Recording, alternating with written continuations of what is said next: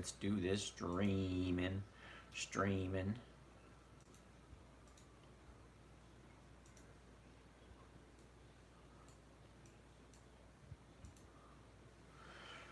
We ready to rumble? Let's get going. Let's stop recording. Let's get this out of here. Good evening, everyone. This is James from Dividend Stock Talk, brought to you by the 10-Minute Trader, where I invest in dividend stocks for weekly cash flow. You guys have a great. Oh, look at this. Robert's here.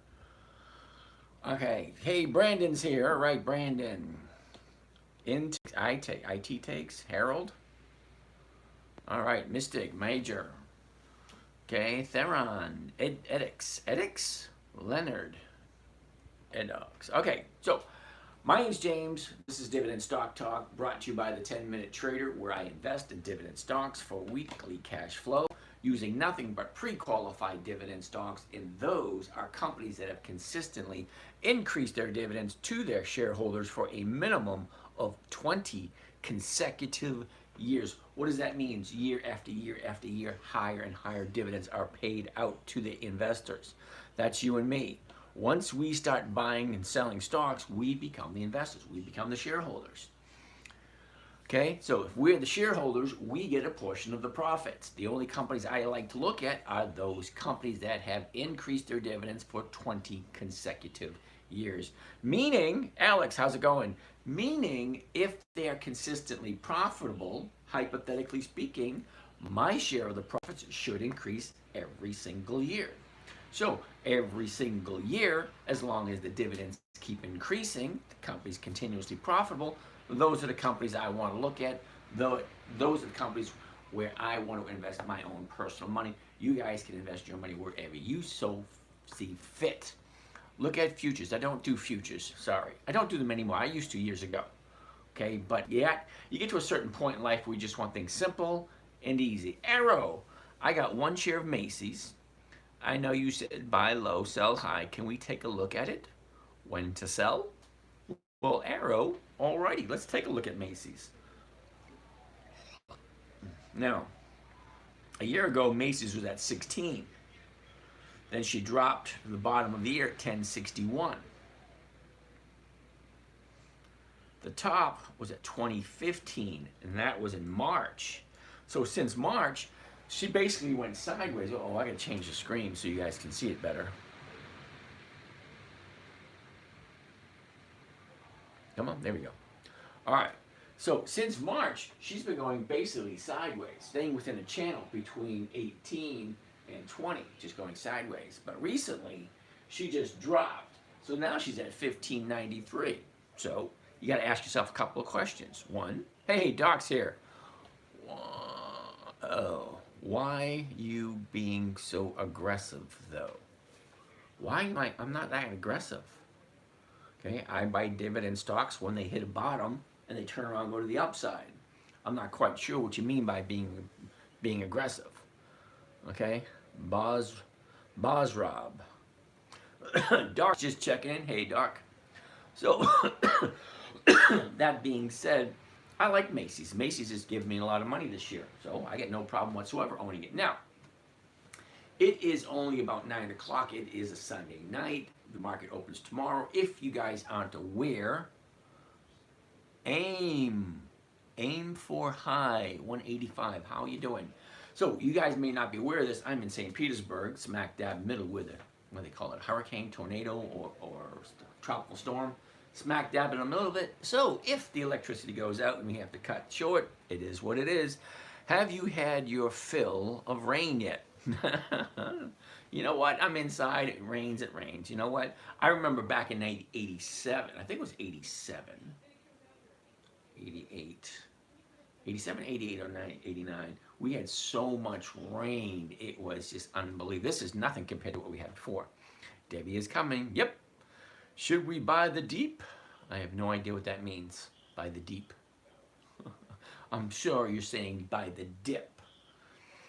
You're not getting much, though. You're not getting much, though, is St. Pete. Well, it's not that bad.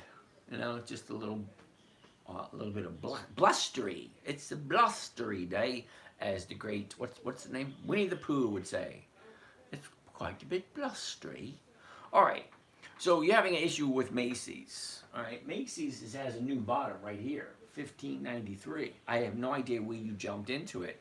Now Macy's, where did I jump into Macy's? I know Macy's here.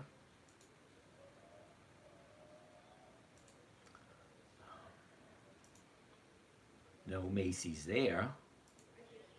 There you go, Macy's right here, 1780.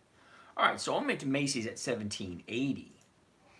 All right, just below the 18, just before she dropped. Check it out. This is where I'm at. So I think tomorrow morning, I'm going to dollar cost average down on some of those bad boys. Sorry, yeah, meant dip. AMZ, Google, Spider. Yep, I don't do Amazon, I don't do Google, and I don't do Spider. But I like dips on dividend stocks. Now, when I say a dividend stock, I mean a stock that has increased its dividends to its shareholders for 20 years or more. Jumped into this past Thursday, 1607. Well, we'll see what happens on Monday. That's about all you can do. Okay, you got to remember that. Monday starts a whole new week. She goes up, she goes down. She goes up, she goes down. Right at this moment in time, let's zoom into that a little bit.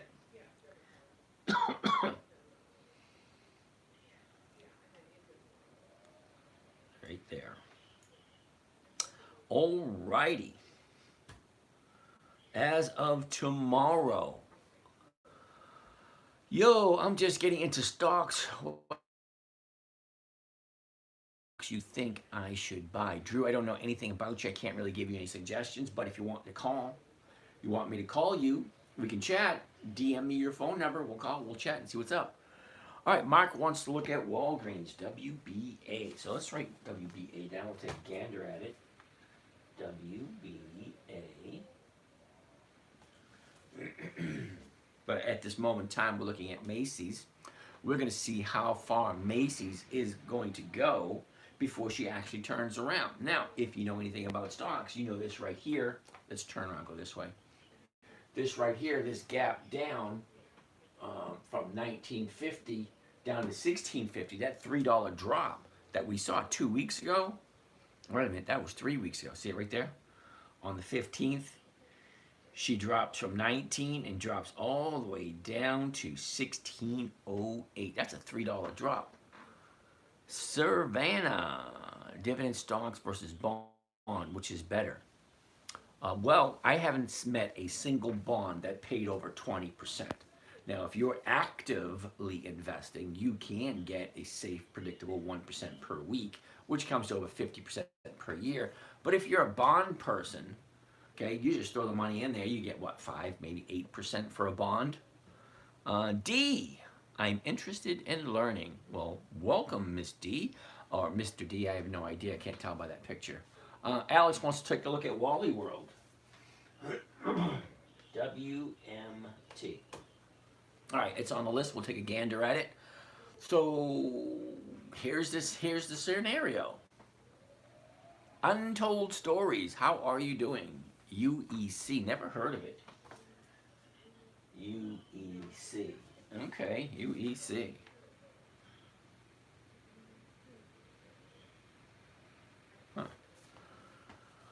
All right, inspire me more. What do you think of doing covered calls on Spider besides it being expensive? 1.5 right now for August 9th.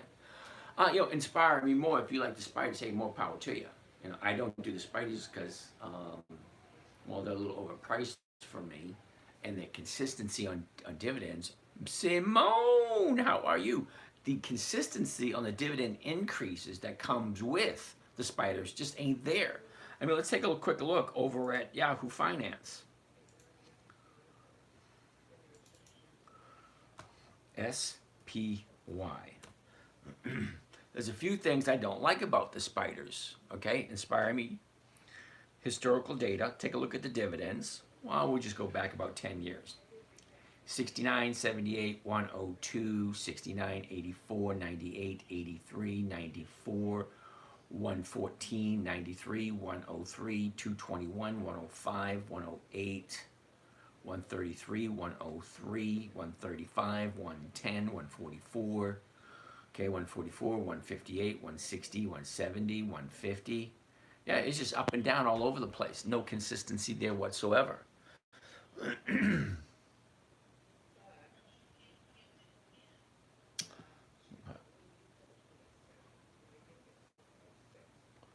So when I'm investing in a stock or when I'm looking at a stock, especially a dividend stock that's not increasing at all, it's going up, it's going down, it's going up, it's going down, it's going up, it's going up, it's going up, it's going down, it's going up, it's going down, it's going up, it's going down.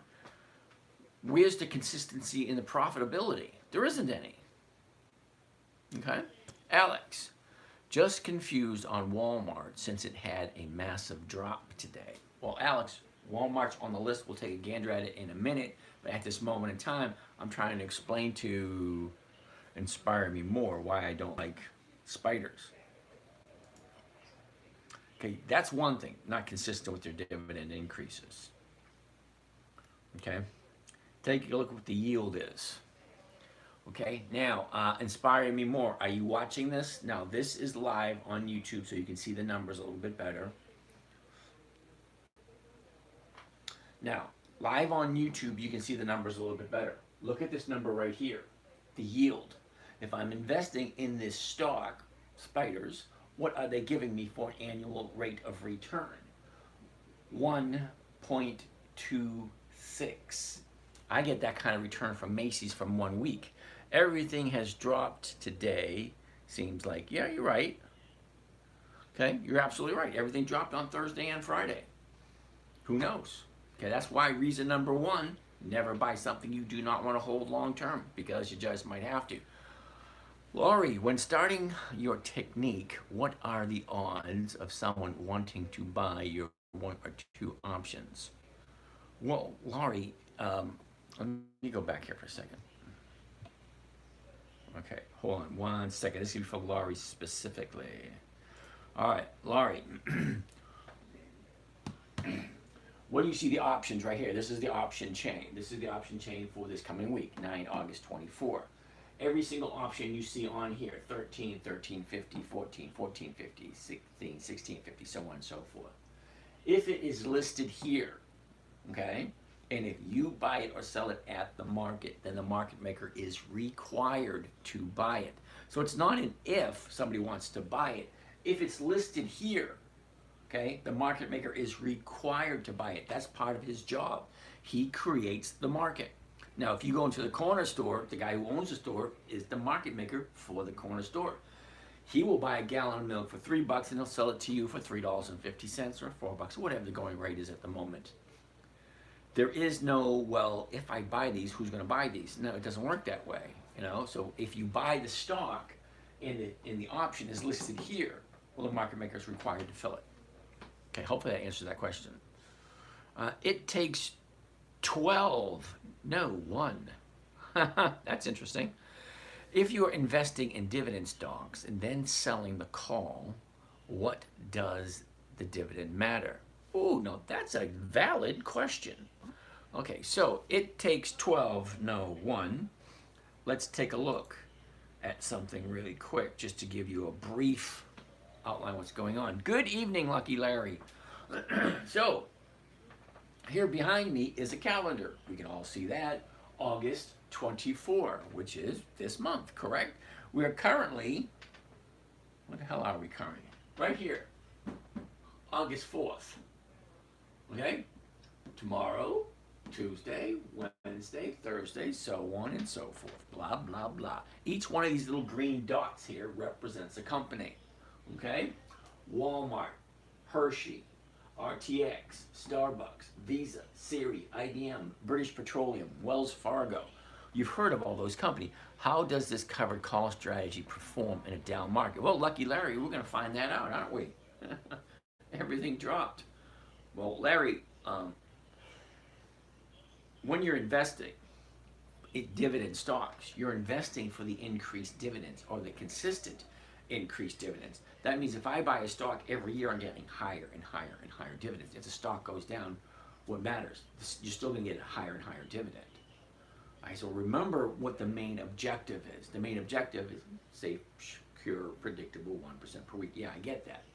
But if I'm only buying quality dividend stocks that continuously increase in value or continuously increase their dividend payments, does the price actually really matter?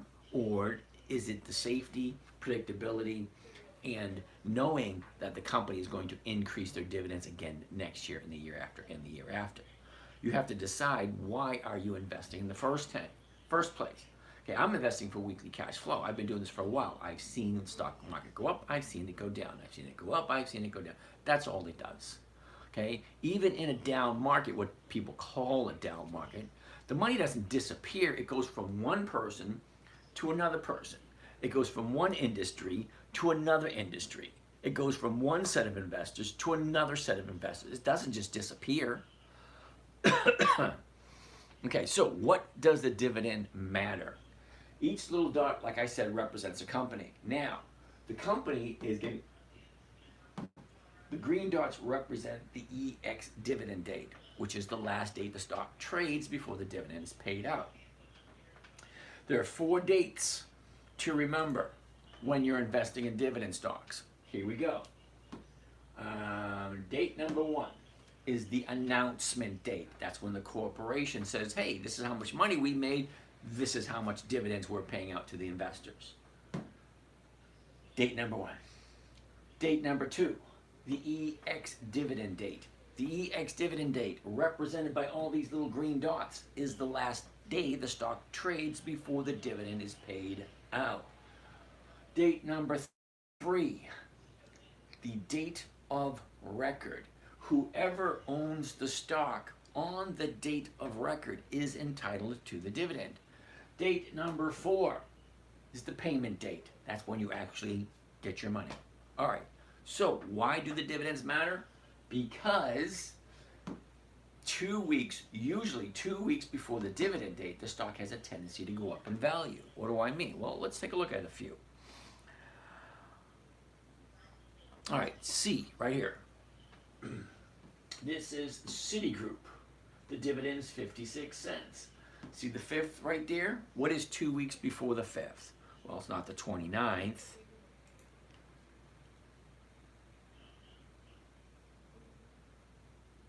The 22nd of July. Okay, so let's look at C on the 22nd of July.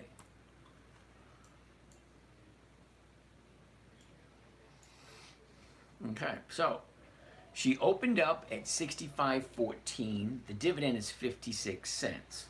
So what we're going to do is we're going to take the opening price of the day way up here, okay, add it to the dividend, and that will be our exit price.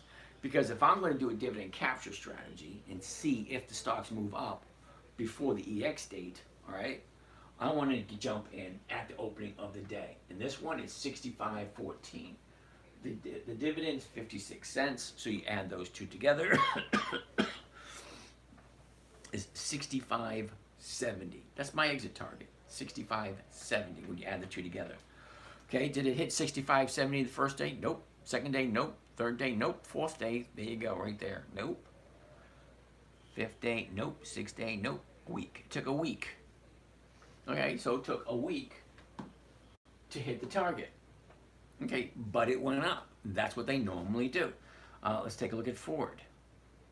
Ford's dividend is 15 cents, and we will be looking at the 22nd, 23rd, 24th, the 24th. July 24th. There we go. Whoops. Right there. Okay, on the 24th, we opened up at 13.73. So 13.73 and 15 cents makes it 13.88. Okay, this is going to be a tough one, only because if you take the opening of the day, 13.73, and you add the 15 cents to it, okay, you get 13.88. What was the high of the day? 13.88. Well, you made your target price. Okay? So stocks have a tendency to go up before the EX date. All right, let's get back to where we were. More questions. I'm new to investing and really don't know where to start. It's frustrating. Cow dog. 128. How are you today? Now, Cow Dog, I can't say that I can help you out any other than just keep on coming back and find out what kind of questions you need to know.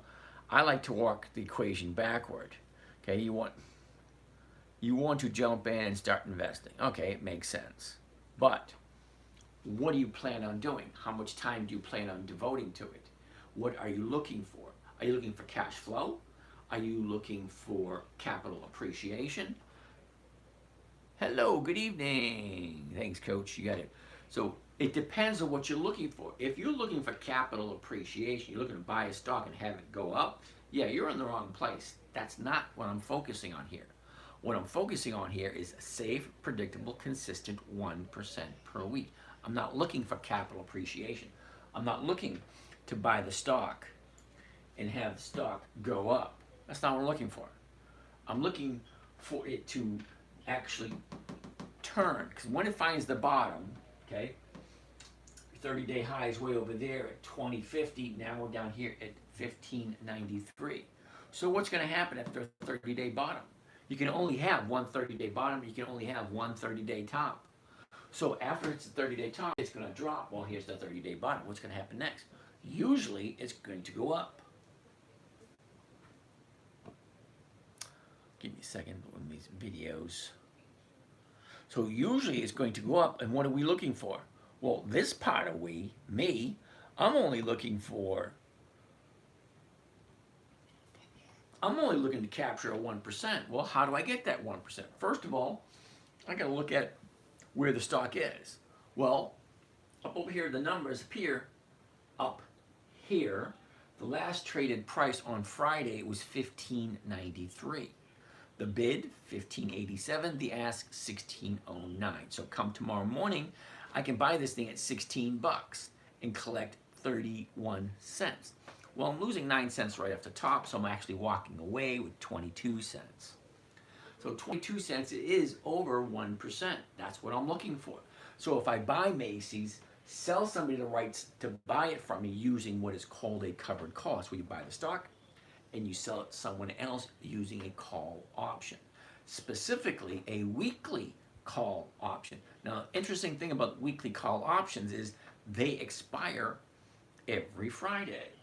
Okay, all these options here, 9 August 2024. All these options here, 16 August 2024. So this is this coming Friday. This is next Friday. This is the Friday after, the Friday after, the Friday after. So I can do this trade every single Monday. Because Monday starts a whole new week. And tomorrow starts week number 32. 32 for the year. Now there's only 52 weeks in a year. Right? So tomorrow starts week number 32. So if I'm looking to capture 1% on a weekly basis, my account's already up over 50%, which means I'm making more than 1%. And in case you're wondering, for those of you that are new here, yep, all my trades are logged online. Okay, it says right here, current trades for 2024. Wait a second, let me back up for a second. My website, up here, up in my bio, wherever you find out where my information about the author or whatever, okay, up there you will find my website, The 10-Minute Trader. You can do a little bit of research on Google. You'll see that I've owned this website for over 20 years. That 10-Minute Trader, slide down. Current trades for the year. Okay, let's view them all. The very bottom, you're going to find week number 1 for the year. Right here we go. Week number 1. Here are all the trades I made in account number 1 on week number 1. Okay, account number 2. All the trades I made week number 1 for account number 2. Now I share 2 accounts with you guys, specifically for a reason. Reason is account number 1 is an all cash account. All right, it's an all cash account with $140,000 in it. And it averages over 1% a week. Now, at this moment in time, I'm up 46.1% since the beginning of the year. I've already withdrawn over $28,000, which we lived live on. And I don't even know what the current balance is. But anyway, account number 2. Okay, this is a margin account. Okay, $100,000 cash, $100,000 margin, which is borrowed money. I do suggest you do not do margin account until you understand what it is and what the risks are. Yeah, risks are. Okay, but this account here is up almost, well, over 70% so far for the year. 70% so far for the year, just doing dividend investing. Okay, so let's go back to the chart. Here we go. So let's do some more of these questions. So cow dog, to answer your question, you got to know what it is you want, how much time you're willing to put forth toward it. Okay, so this here is very slow, it's very boring, it's monotonous, it's repetitive, it's the exact same thing over and over and over again. Macy's, we're in week number 31. We just finished week 31. Tomorrow starts week 32. I have bought Macy's and traded Macy's every single week for at least 25 weeks this year. Every week I'll buy Macy's because the premiums that it's giving me, the rate of return that I'm getting on a weekly basis with Macy's is just off the chart. So I just keep on buying it. Okay, 28 more questions. Alex, what's some high dividend stocks you recommend for passive income? First of all, Alex, I don't categorize my stocks by their yield. And I know that might be strange because I'm sure you're used to hearing certain terminology consistently. Whoa, what's the annual yield? Really don't care. And I don't know how to explain it to you any simpler than I don't care about the yield. What I do care about is the consistency of dividend increases to their shareholders. Okay, if I'm a shareholder, I want to know where I'm putting my money. They're consistently profitable. Well, how do you figure that out? Well, it's really not that difficult. I could go and take a look at the, the annual reports, the quarterly reports, all the news, all that kind of nice, neat, fun stuff. Or I can skip all that crap and go right to the dividends. Now, the dividends are the share of the profits that goes to the investors. So if the company is consistently profitable year after year after year, well, logic tells me that hypothetically they should increase their dividends every single year. And if they increase their dividends every single year, to me that means they're profitable. I don't need to read all that annual report. I don't. Once they start cutting the dividends, that makes me question, wait a minute, last year we were doing this year you're taking some of the profits away, well that means you're not as profitable. Okay, if you're consistently profitable, well you're consistently making money. That's where I want to put my money. Okay, so Alex, as I was saying, I don't categorize my stocks that way. I categorize them by how often do they increase their dividends. Now the only ones you'll see on my list, the little green dots, that's one of my lists. Okay, all these companies have consistently increased their dividends. Those are the only ones I want to look at. So if this company here has a 5% yield, and this one has a 2% yield, and this one has a 1% yield, you want to know what? I really don't care. I don't. And the reason why is because 2 weeks before the dividend, the stock has a tendency to go up. Great. Well, if I'm buying it at a price and I'm selling it at the exact same price and I'm collecting the premium, that premium is more than 1%. Well, there's my 1%. Do I care if the stock goes up? No. Do I care what the yield is? No. Do I care about the dividend? No. All these things just bring me to a point where saying, wait a second. Clorox is paying a dividend on the 14th. 2 weeks prior to the EX date would be the 29th. Great, so I'll buy it on the 29th at the market open on a Monday morning. I will sell somebody the rights through what is called a covered call to buy it from me for the exact same price I just paid for it. So I'm not making any money off of the stock price going up. I'm making my money off of the premium. Now, if you consistently look at the premiums, look at the Macy's at 16 bucks. It's going for 31 cents. Well, that's more than 1%. That works for me. The question comes in is, do I like Macy's at 16.09? Well, my answer would be yes. but I already own Macy's, so it's interesting. Spoiler for you. Rule of 72. Your investment should double every 7 years with an average return of 10%. Worked for me. Well, spoiler, good for you. I make over 40% per year. Well, this year, well over 40%. I made over 40% last year. This year, that's like 40% in one account. We're just barely halfway through the year. The other account's already up to 70% so far. So, on average, I do well over 40% per year. AM, what do you think about NAS? Well, to be totally honest with you, I never heard of NAS. And usually, when I say I never heard of anything, it has no option. So NAS is going to be no. Sorry, no. All right. Arrow. And I also bought 1 share of Target. Ooh, Target's a tough one. Target. Dividend king means they've been in business for over 100 years. They've increased their dividends to their shareholders for more than 5 continuous decades. Right at this moment in time, 139. The 139 is going for 276. You see that right there? If I'm buying it at this price here, the ask, and I'm selling it at the exact same price I'm paying for it, this is what I'm collecting, that's almost 2% of the purchase price. That's how you figure out what your rate of return is going to be. Remember when I said safe, predictable, and consistent? Well, this tells me what my rate of return is going to be for the week. All right?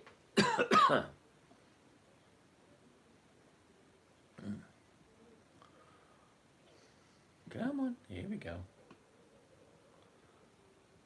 All right, one more, and here we go.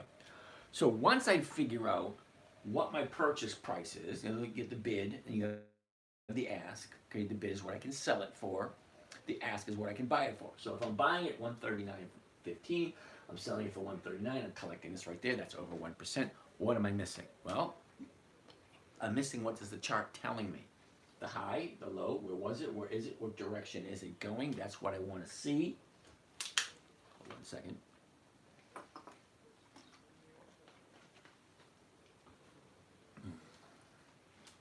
A year ago, we're at 134. Bottomed out at 102. That was back in October. Topped out at 181.52. Wow, and that was beginning of April. So from the beginning of April, she drops down to the new bottom, which was Friday. Ooh, that's going to be a tough one. Friday's the bottom. Okay, so here's the last 30 days for Target. 30 days ago, we're at 145, shoots on up to 157, drops all the way down to 139. Well, that's where we are. What does it look to you? Well, to me, it looks like she ran up, she came down, a little retrace, and then she dropped. A little bit of a gap here. We all know gaps have a tendency to fill, so on the way back up, that gap will fill right there. All right? That being said, I like 2 days to the upside. So I'm going to keep my eye on Target because this right here could be the 30-day bottom, or tomorrow might be a 30-day bottom. I don't know yet. Okay, we'll find out tomorrow once this thing opens up, and then tomorrow night we'll say, hey, Target either hit the 30-day bottom or we have a new 30-day bottom. One or the other. All right, let's roll. How does sell option work? Oh, Mark, simple. You ready? In a covered call, there's a lot of videos on YouTube or online that will tell you how to do a covered call and the safety factor of a covered call. Because when you buy a stock, you own a portion of the company. Great, well, it is yours until you decide to sell it. At this moment in time, Target is going for 139. It's going for 139. You have to decide whether or not you like Target at 139. So if you do, hypothetically, you now own a portion of that company. So you are entitled to certain benefits. One of those benefits is you can collect a dividend every 90 days.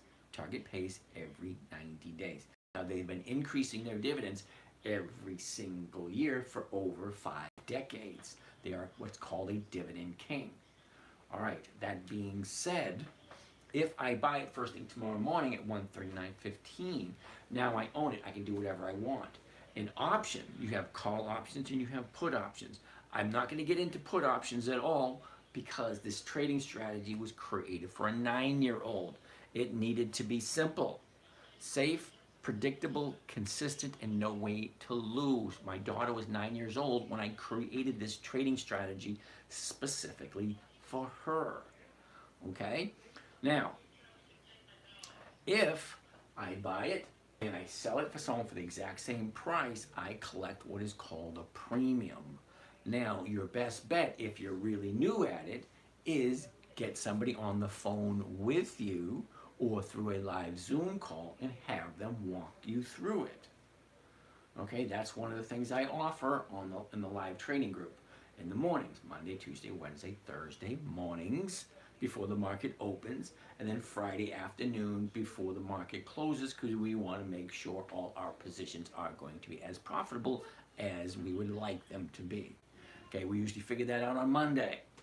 So if I'm buying target 139, selling my rights at 139 to someone else for a covered call, collecting my premium, that premium's over 1%, what do we wait for? Well, we wait for Friday afternoon. It's either going to be over 139 or it's going to be under 139. And that we will figure out on Friday. Okay, now we have an idea of where she's going to go based on the buying and selling patterns of you and me. We are the buyers, we are the sellers. We are the ones that create this mess. Okay, the market maker, all he does is he opens up the door and say, hey, I'm open for business. What do you want? What do you want to buy? What do you want to sell? It's us that keep buying. We get to a certain point and say, wait a second, this thing ain't worth 157. So it stops at 156 and a half. What happens then? You know what? I'm at 156 and a half. Let me take my profits. And then you get a bunch of people start taking profits, and then the stock drops. And then we're down here at 138. And you got guys like me saying, wait a second, target at 138? Well, I like it at 138. So it's all a big game. You got to know where to jump in, where to jump off. Don't get too attached to a stock. This is not matrimony, okay? I'm not asking you to live with the stock for the rest of your life. Buy it if it's a good deal, if it makes sense. Get your profits, get the hell out, move on to the next one. I like Target. I look at Target 4 times a year, just before they pay their dividend. Let's take a look at some more questions. I got 72 questions. Wow. Yo. Andre, I'm finding success swing trading put options. Well, Andre, good for you. Share Rome, yes. Any more questions? Uh-oh. Alright. Hey, Austin's here. How's it going, Austin? Mark. Okay. Just started this investing. Starting off with trade options on Robinhood. Alright, Mark, I do trade options on Robinhood.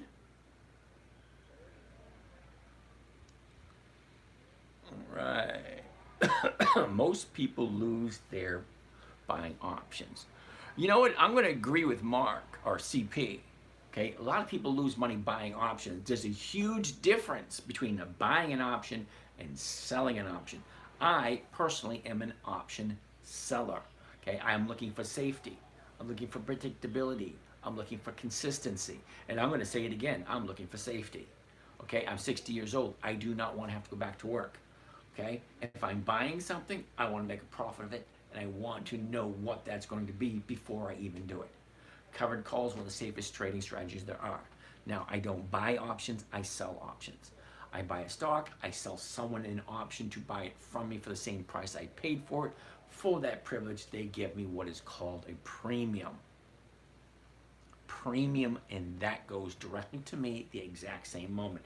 So, let me go back to show you a couple of the trades that I made. Okay.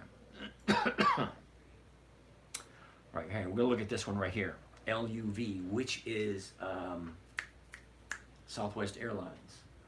Okay, so I bought 1,000 shares. Here's the date right here, the timestamp, 9:35. All right, at 9:35 a.m. on the 15th, I bought 1,000 shares of LUV at 27.46. Okay, everything's right there.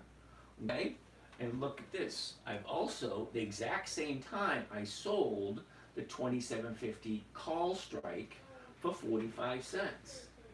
Okay, I bought it for 27.46 and I sold the 27.50s for 45. That's almost 2% on that one trade. Okay, that's all I care about. Is it going to hit it by that day? So yeah, the timestamp is right over here. What kind of a trade it was, what the trade was, sell options, buy stock, 10 contracts, 1,000 shares. LUV was the stock, which is Southwest Airlines. The expiration date for the option, okay? The option strike price, 27.50. And what did I buy the stock at? Right there, 27.46. What did I sell the option at? 45 cents a share. That's 2% of my trade. That was a 2% trade, that one right there. Now I do this every single Monday, and I've been doing this every single Monday for the last 15 years. All right, so that being said, that's where we are at the moment. So let's go for some more questions. Yeah, Mark, okay, this is what I need. All right, so Mark, you know, you can DM me, I'll give you a buzz. CP, Mara, oh, Mara, I like Mara. M-A-R-A. Now, Marathon, again, is one of those companies we've been following for quite a while. It actually dipped. A year ago, 16.50, bottomed out at 7, topped out at 34. That's a big step. I mean, that's a big difference between the bottom at 7 and the top at 34. Okay, last couple of weeks, we want to look at the 5th, right here. So, 30 days ago, we opened up at 1965. Come on. Uh-oh, I hit the wrong button. I think I hit the wrong button. Damn it. That happens.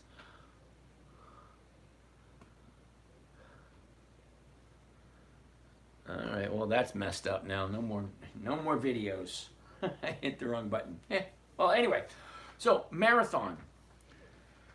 30 days ago, we opened up at 1965. See that way over here? 1965. Look at our 30-day top. 27.30. From 27.30, she drops down $10. That is a 30% drop. A 30% drop in 30 days. So what do you think is going to happen with a stock that drops 30% in 30 days? Well, more than likely, there is going to be some people jumping in on that. There's Marathon, okay, Marathon Digital at 17.30 may be a great deal. All right, let's take a look at some more questions. Oh, wait a second, we didn't even look. How much are we getting for that? The 17s are going for $1.02. Wow, is that right? Hold on a second. I need to check this out. So you get $1 divided by 17. Gives me a grand total of 5.8%. I'm going to write this one down. I'm going to do this one tomorrow. Marathon. That one deserves a double. Well, I was going to say, it deserves a double circle. Okay? All right, I'm looking at it. It deserves a double circle. And it's on my list already with a double circle. All right. Anyway, that's Marathon. So yeah, I'm going to probably jump into some of that tomorrow. Now, let's keep going for some more questions. Mark, CP, makes sense. I just have Starbucks right now and did sell a call option to test it out. All right, Mark, way to go. Uh-oh. Jay Lippman wants to look at the big floating turd QYLD. All right, Jason, considering you're new here, Jay. Jay Lippman, QYLD. Well, here we go. QYLD is a no. It's a monthly optional stock, which means I can only write a covered call. Whoops. I can hit play. All right, so we're looking at QYLD. Let me tell you why I don't like QYLD. Number one, it's a monthly optionable stock, which means I can only do a covered call once a month. Once a month means I'm only getting 12 option contracts or 12 checks on a yearly basis. Now, what about a company that does weekly options? Well, weekly options is 52 times a year. So, 52 checks per year is better than 12. Am I right? All right, well, let's see exactly what kind of a premium they're paying. $16.93 is the purchase price. So the 17 is going for 25 cents. All right, well, that's over 1%, but here's the thing. 25 cents, the purchase price is 16.93, and that comes to a grand total of 1.47%. Okay, 1.5%. Cool.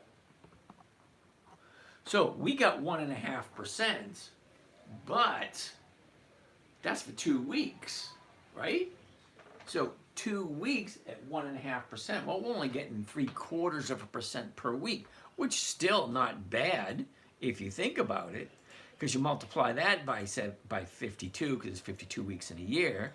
Well, I'm getting about a 38% rate of return doing monthlies on QYLD. If you like QYLD, which I don't, 38%, well, that's really not that bad if you think about it. 38% is a nice return. But ask yourself a question. Would I prefer 38 or would I prefer 50? I definitely would go for the 50. I just don't, and here's another thing I don't like about monthlies. Okay, at this current moment in time, take a look at this 90-day chart. Okay, up, pullback, up, pullback, up, pullback, up, pullback. Okay, so hypothetically speaking, she should go up now, right? Well, where's she going to be? So this option here, 16 August, expires in 2 weeks, right? 2 weeks.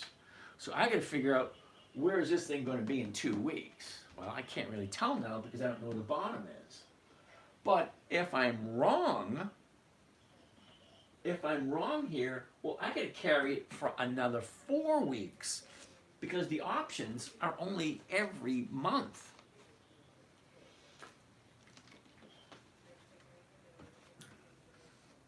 And if I'm wrong, I got to carry it longer. What does September's look like? September 17 is going for 20 cents. See it right here? This month 17 is going for 25. Next month 17 is going for 20, which is less than this month. Like, what's the point? Anyway, what I'm trying to get at is monthlies usually don't work. Okay, I've never seen a monthly that's actually paid over 50% per year. But it gets worse than that, Jay.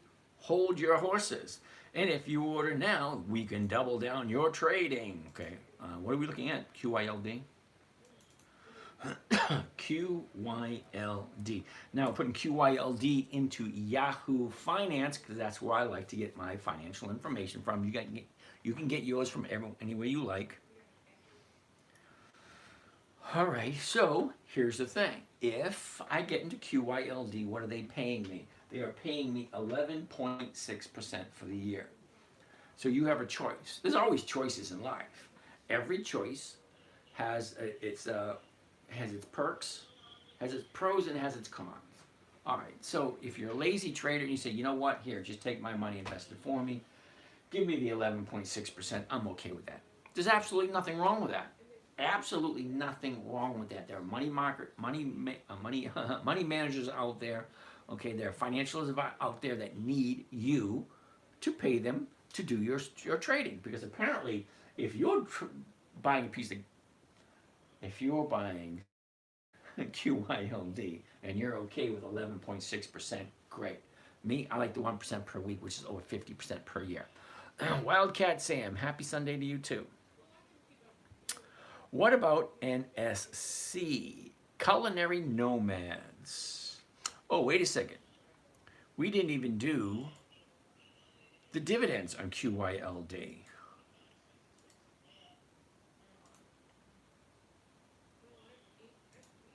All right, so here's the dividends for QYLD. they've actually been paying dividends. I did not say increasing dividends. Okay, they've been paying dividends since 2014. So listen to some of the numbers. Okay, we always go backwards from 2014. 26, 19, that's going backwards. 19, 26, 25, 21, going backwards again. 22, 20, 24, 14, 23, 16, 15, 17, 15, 20, 22, 16, 17, 20, 14, 13, 19, 15, 16, 15, 13, 10, 12, 15. Yeah, how do you know this company is profitable? Well, if they're sharing their profits, they're not getting any more money to their investors. So in my eyes, that means they're not as profitable this year as they were last year. So if in 2016, they're paying 15 cents per share, and all of a sudden we're into 2017, they're paying 17 cents a share. Well, from 16 to 10, that's what the fuck is that? Well, that's over a 50% drop, 60% drop in a couple of months. So if your profits are decreasing that much, I'll just stick to simple words. If your profits are decreasing that much, then why would I put my money into it?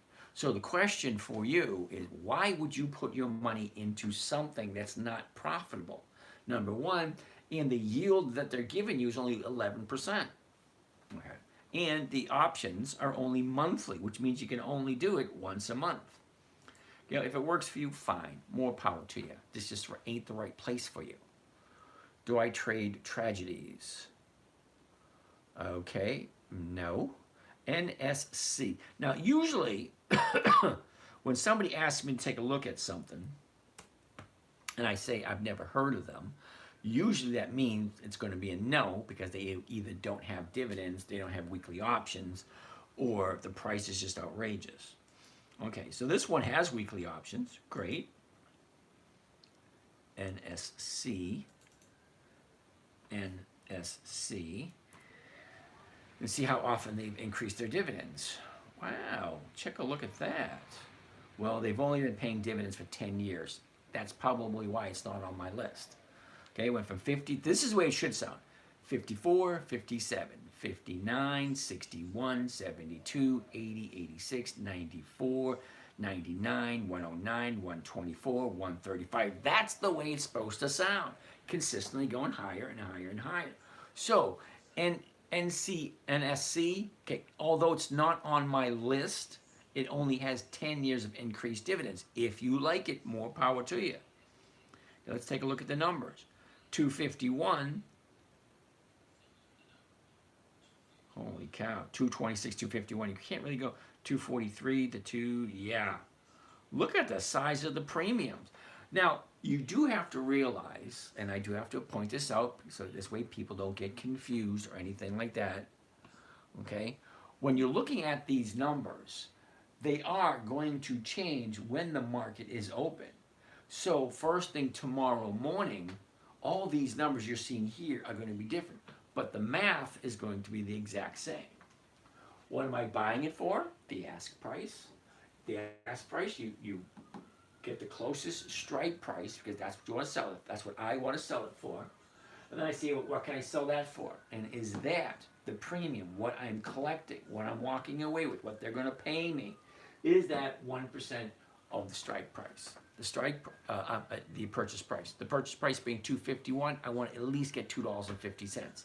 Well, right at the moment, the 227s are going for 15. The 230s are going for 13. The 232s are going for 11. The 235s are going for almost $10. Well, that's well over 1%. But here's the thing. They only have 10 years of increased dividends. And that might be good for some of you. Okay, me personally, I like 20 years of increased dividends. Okay, that longevity. All right. All right, so that's NSC. Next, let's keep going. Yeah, I bought 100 shares and did the contract sell. Okay, cool. Thoughts on NSC culinary? We just took a look at that one. Real estate Maverick. I like ORC pays good dividends. All right, Maverick. Let's take a look at ORC and see what ORC has to offer for us. Orchard Islands. I'm going to say no to that. And the only reason I'm saying no to that, it's a monthly. Okay? And she's way down. And $8. How do I know how often they've increased their dividends? And do they? What website or how do I buy? Pablo J. I said before many times, the website is The 10-Minute Trader, okay? Okay, the10minutetrader.com. Now, I've had the 10minutetrader.com for over 20 years.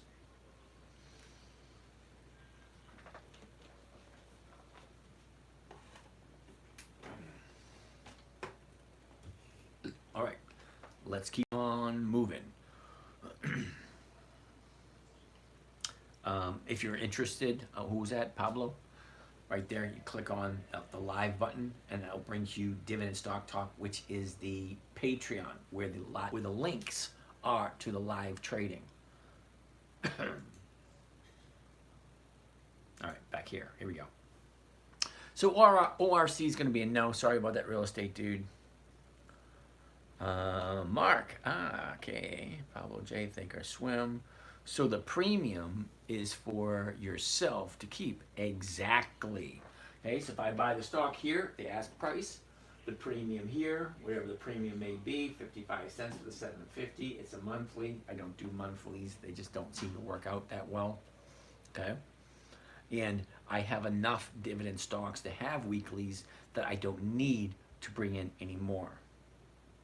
63 more questions. Holy cow. You guys have lots of questions.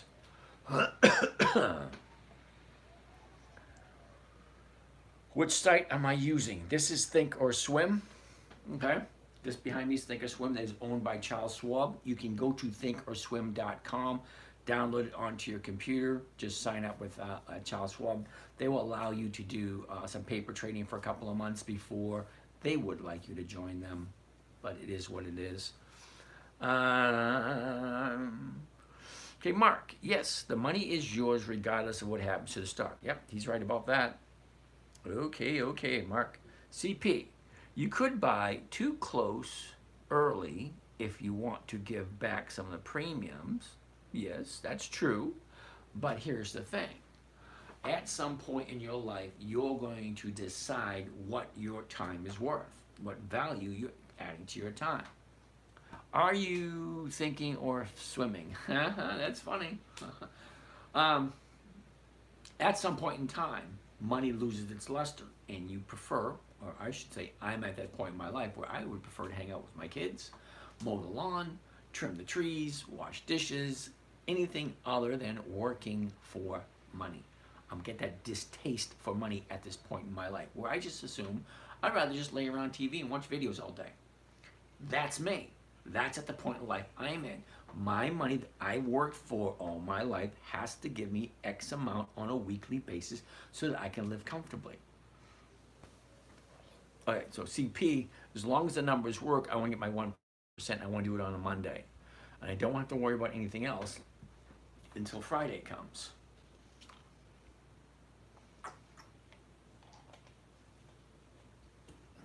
All right, let's move on. Haven't tried that, only waited until Friday. Don't want to get rid of stuff I haven't learned yet. Makes sense. You need to learn when to do those other things. Correct. Sheila, good evening. Have we looked at MPC tonight?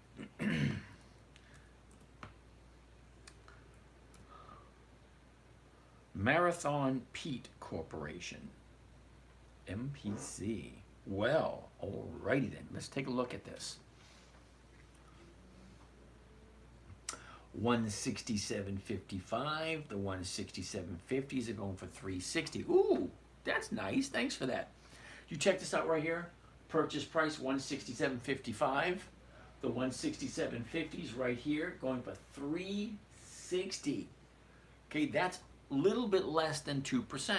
But you got to ask yourself the question, do I like Marathon at this price? Well, let's take a look at the chart and see what the chart is telling us. Because the chart does tell us certain things. Now, what we're looking at currently is the 1 year chart. First, I want to see 5 things. The high, the low, where was it, where is it, in which direction is it going? Those are the 5 things I want to see. And it only takes 2 or 3 seconds. High, low, was, is, and the direction. Okay, 2 or 3 seconds to figure that out. Once I see that, then I want to take a look at the last 90 days. That's the last 3 months. Well, this is what it's done for the last 3 months. Again, high, low, where was it, where is it, what direction is it going? All right, now, the next chart I want to look at is the 30-day chart. Because the 30-day chart tells me where is this thing going to go in the next 5 to 10 days or the next week or two. Well, last 30 days ago, here we are, 172. Then we drop down to 161, shoot up, draw back, shoot up, draw back. We're right here. This baby's going to come down just a little bit more, find a new bottom down here before she turns around and goes back the other way. What I'm going to do with this one is I'm going to write down for next week. MPC.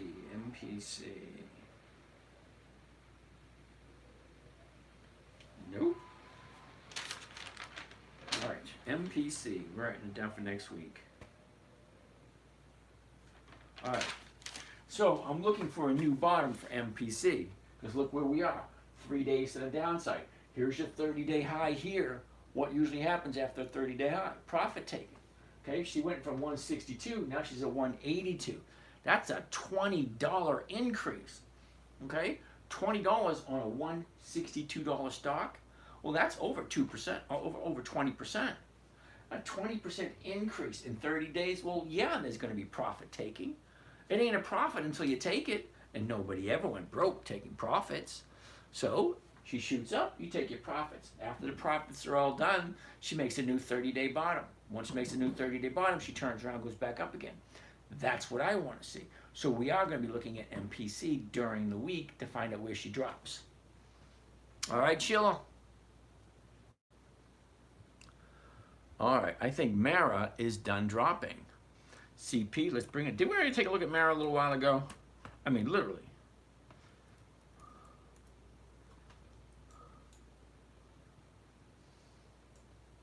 Okay, so here's Marathon right here.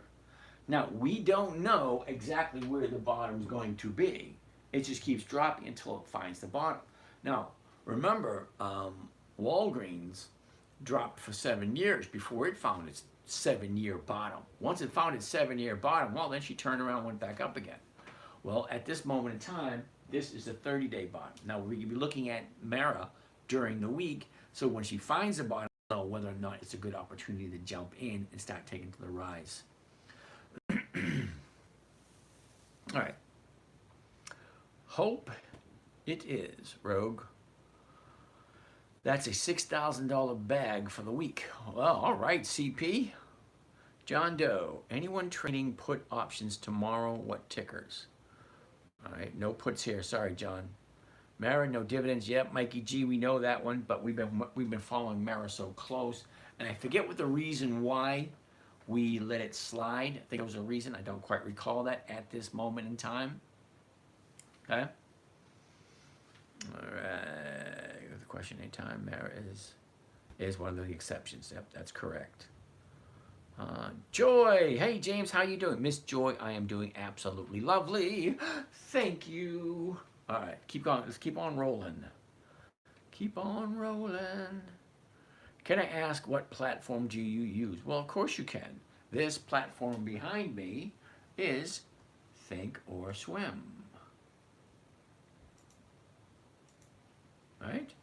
Charles Schwab, Think or Swim.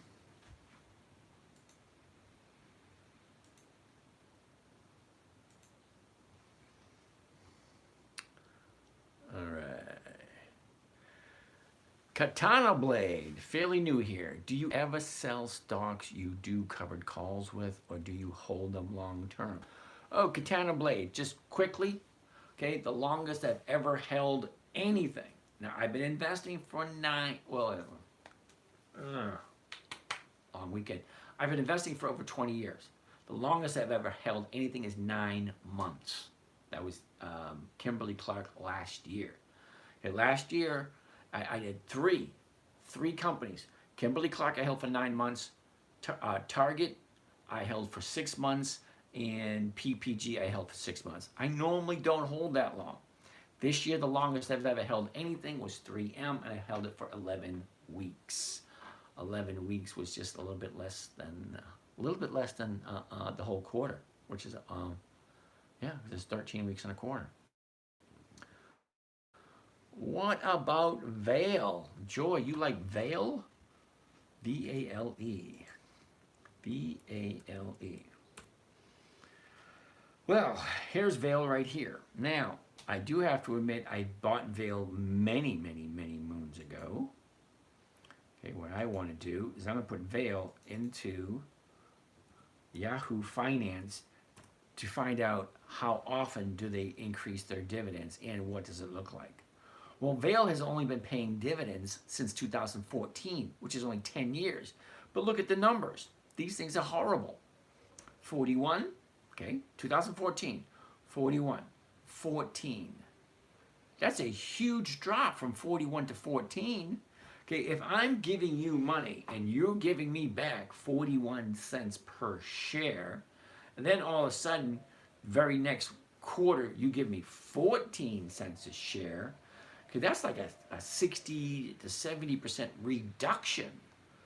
That means you're not doing something right. All right, so 41 to 14 to 19 to 10 to 5. All right, you already lost me, okay?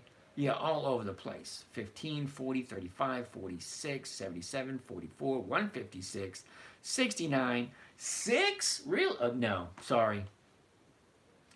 Okay, now, I know you're new here, Joy, okay? Now, I like companies that consistently increase their dividends. Now, you may think low of dividends. A lot of people do. They don't really understand them. The dividend is the portion of the profits that are paid out to the investors. So you and I, when we start buying and we start selling, we are the investors.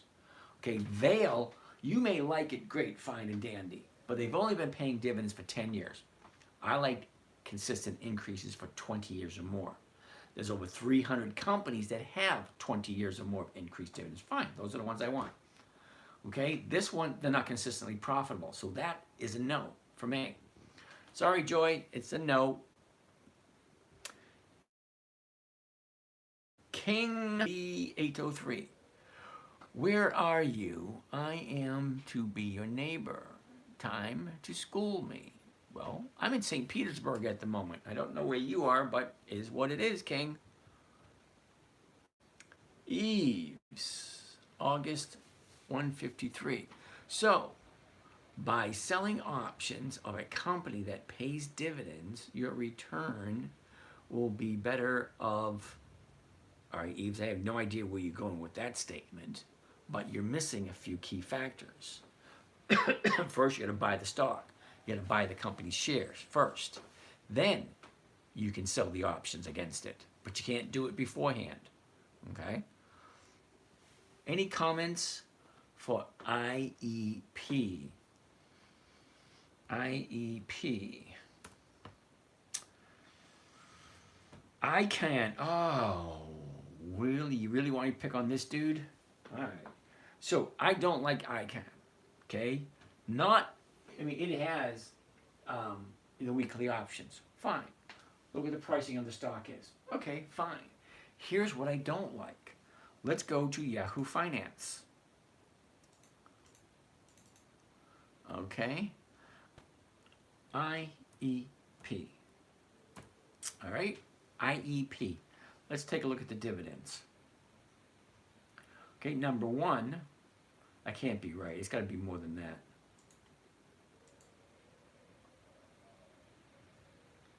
Yeah, I thought so. All right, so they get dividends all the way to 88, to 1988.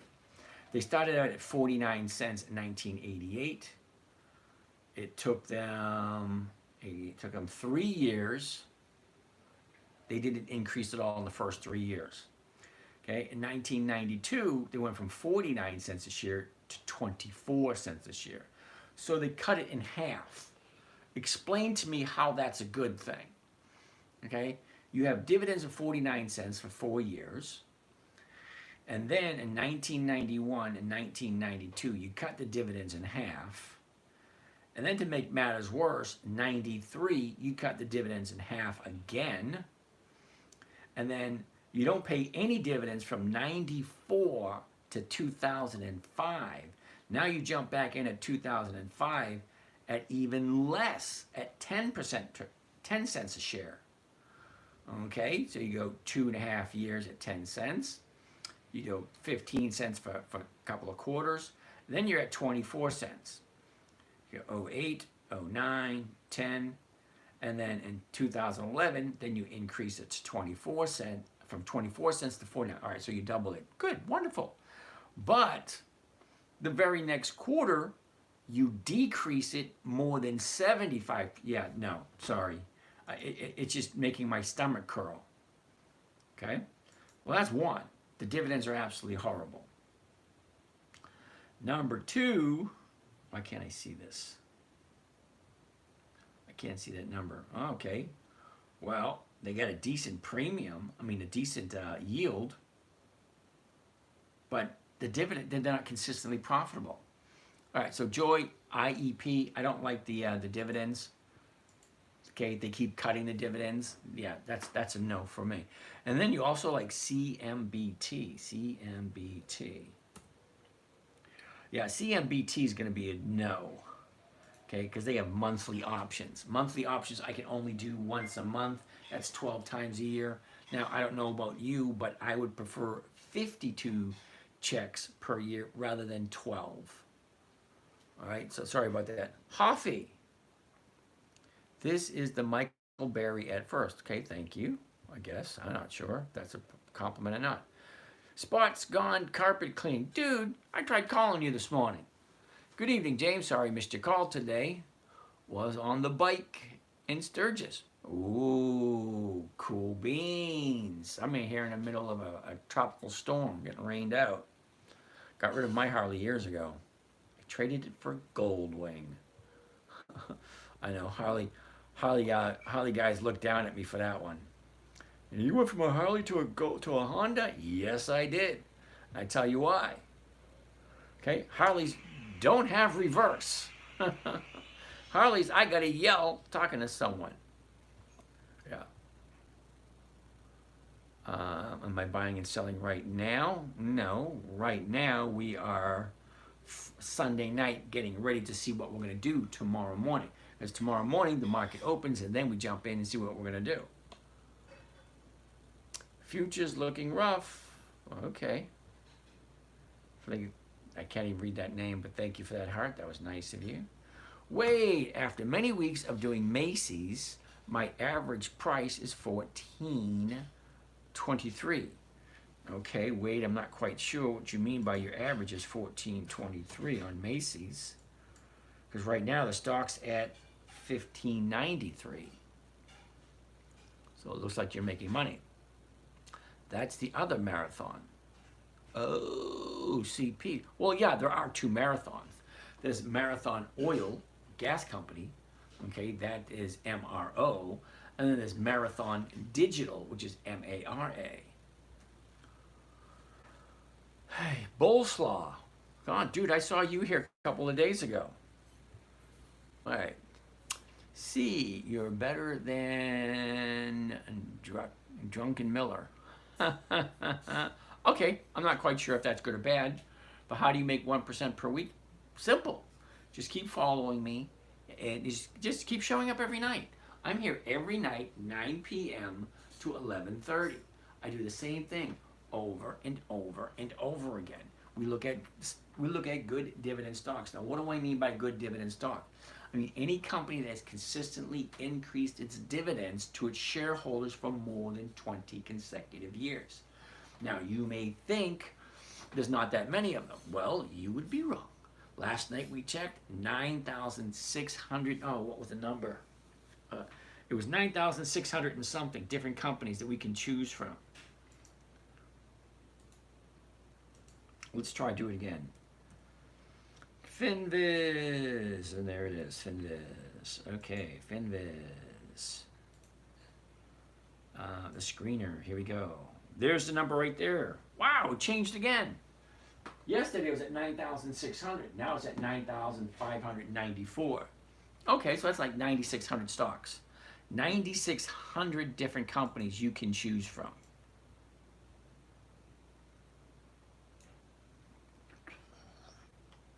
$9,600 companies you can choose from. So I'm going to give you a list.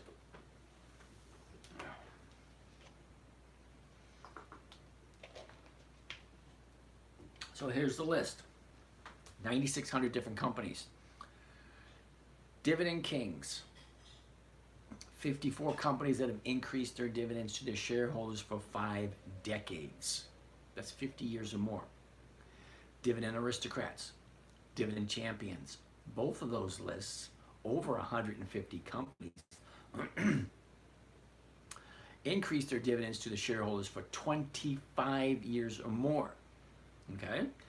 Dividend Contenders, 300 companies that have increased their dividends for 10 years to 24 years. Okay, just shy of going to upgrading to the next list. And then you always have Warren Buffett's list. You just buy a good quality stock, sell someone through a covered call, buy it, sell it, collect a premium. But you don't do that until the chart tells you it's the right time. Okay, I look for the high, the low, where was it, where is it, what direction is it going, and what is the odds and probabilities that I will be back into cash the following Monday.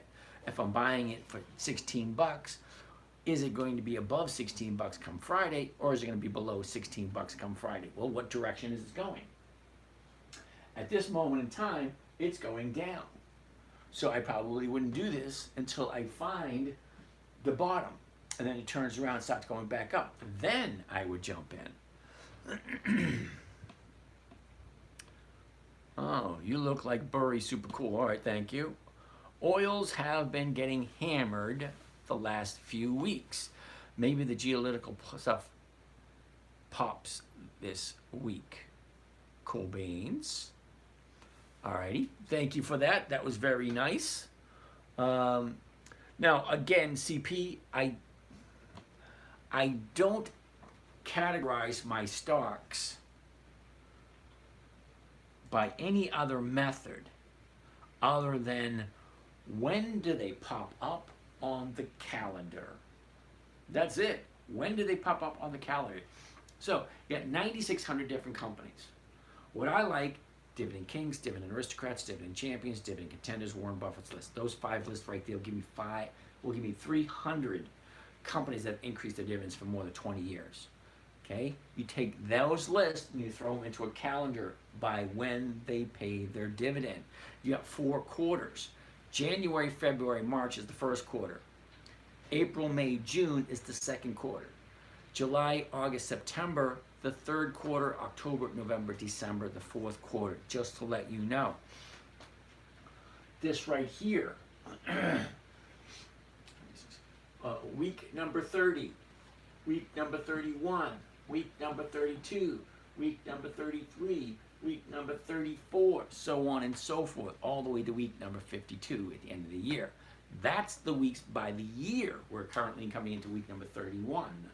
Okay?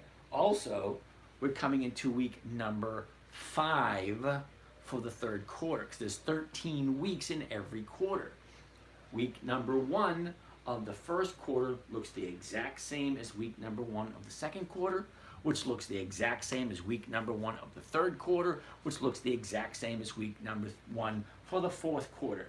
If you take a look, Citigroup, Ford, Intel, British Petroleum, IBM, Siri, Visa, and Wells Fargo. What do those companies have in common?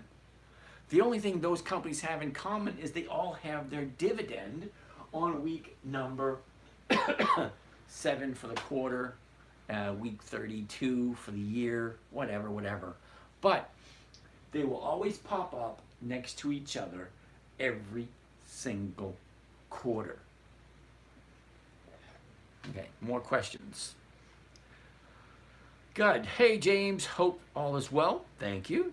Thoughts on getting into Intel after its 20% Red Day Friday? Well, let's take a look at Intel. I like Intel. And as a matter of fact, I sold my Intel shares. Hold on a second.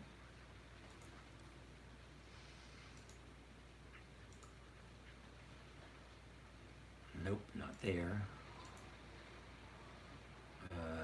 Not there. Not there. Come on, I know I had Intel. Nope. All right, I know I had Intel recently. All right. All right, let's take a look at Intel. INTC. All right, Intel, tra-la-la. Yep, big drop. Now, we talked about this last week. Okay? We talked about this last week when a stock, especially a household name stock, drops hugely. A year ago, we're at 34.86, topped out the end of December at 51.40, and we bottomed out this past Friday. All right, look at the last 90 days. That's the last 3 months. Basically just channeled sideways. She popped up to 37. Now she's sitting at 21, 21.50. Okay, from 27 to 21. No, sorry, 37 to 21. That's a big drop. More than likely, this gap is going to fill eventually. When is it going to fill? Don't know. But I want to keep my eye on it. Tomorrow morning, we're going to be looking at this Intel to see how she opens up. Okay? I like 2 days to the upside. So if Monday's an up day and Tuesday's an up day, well, by Tuesday or Wednesday, I'll be jumping in, more than likely. Okay, but you got to ask yourself the question, do I like Intel at $21.59? Because that's the current price. And if you're buying at $21.59, what's your rate of return going to be? Well, the $21.59, the closest strike price is going to be the 22. And that's going for 59 cents. So you get your calculator out, and you go 59 cents, and you divide it by the purchase price, 21.59. That comes to a grand total of 2.7%. But wait, if you order now, you even get more. I'll tell you why. Check it out. At the 22, if the stock is above 22 by Friday, not only do you get the 2.7%, 2 3/4, but you also get the difference between the purchase price, $21.59, and the strike price, 22, which is another 41 cents. And another 41 cents is another 2%. So you're walking away with close to 4.5%, maybe 5% for the week. And if you're on margin, well, you're a hell of a lot better off than that. But you got to always comes back to that question. Do I like this company at this price? Because remember the 5 rules. The 5 rules are simple. Never buy something you do not want to hold long term. So if you cannot see yourself buying Intel at this price and holding on to it for a long period of time, well, don't buy it. It's actually that easy. Never buy it. Never buy something you don't want to hold long term. Never sell at a loss. Make sure the company has plenty of dividend increases and consistent dividend increases. Because if I'm putting my money somewhere, I want to be reassured that they are continuously profitable. And if they are continuously profitable, fine. What do the numbers work? How do the numbers look? And more specifically, what's the 30-day telling me? The 30-day chart's telling me, well, 3 weeks ago, it was at the high at 37. Now it's currently at 21.48. Well, I don't really know if this is the 30-day bottom. It's the current bottom right now. But I don't know if it's the 30-day bottom until tomorrow. When tomorrow opens up, she's going to either open up higher or lower. It's a 50-50 shot, okay? Higher or lower, okay? If she's higher, great. There's a good possibility that that might be the bottom. If she drops lower, well, she could keep going lower. That's why I like to look every day. Now, I do all my trading on Monday. Will I trade this one? Probably not.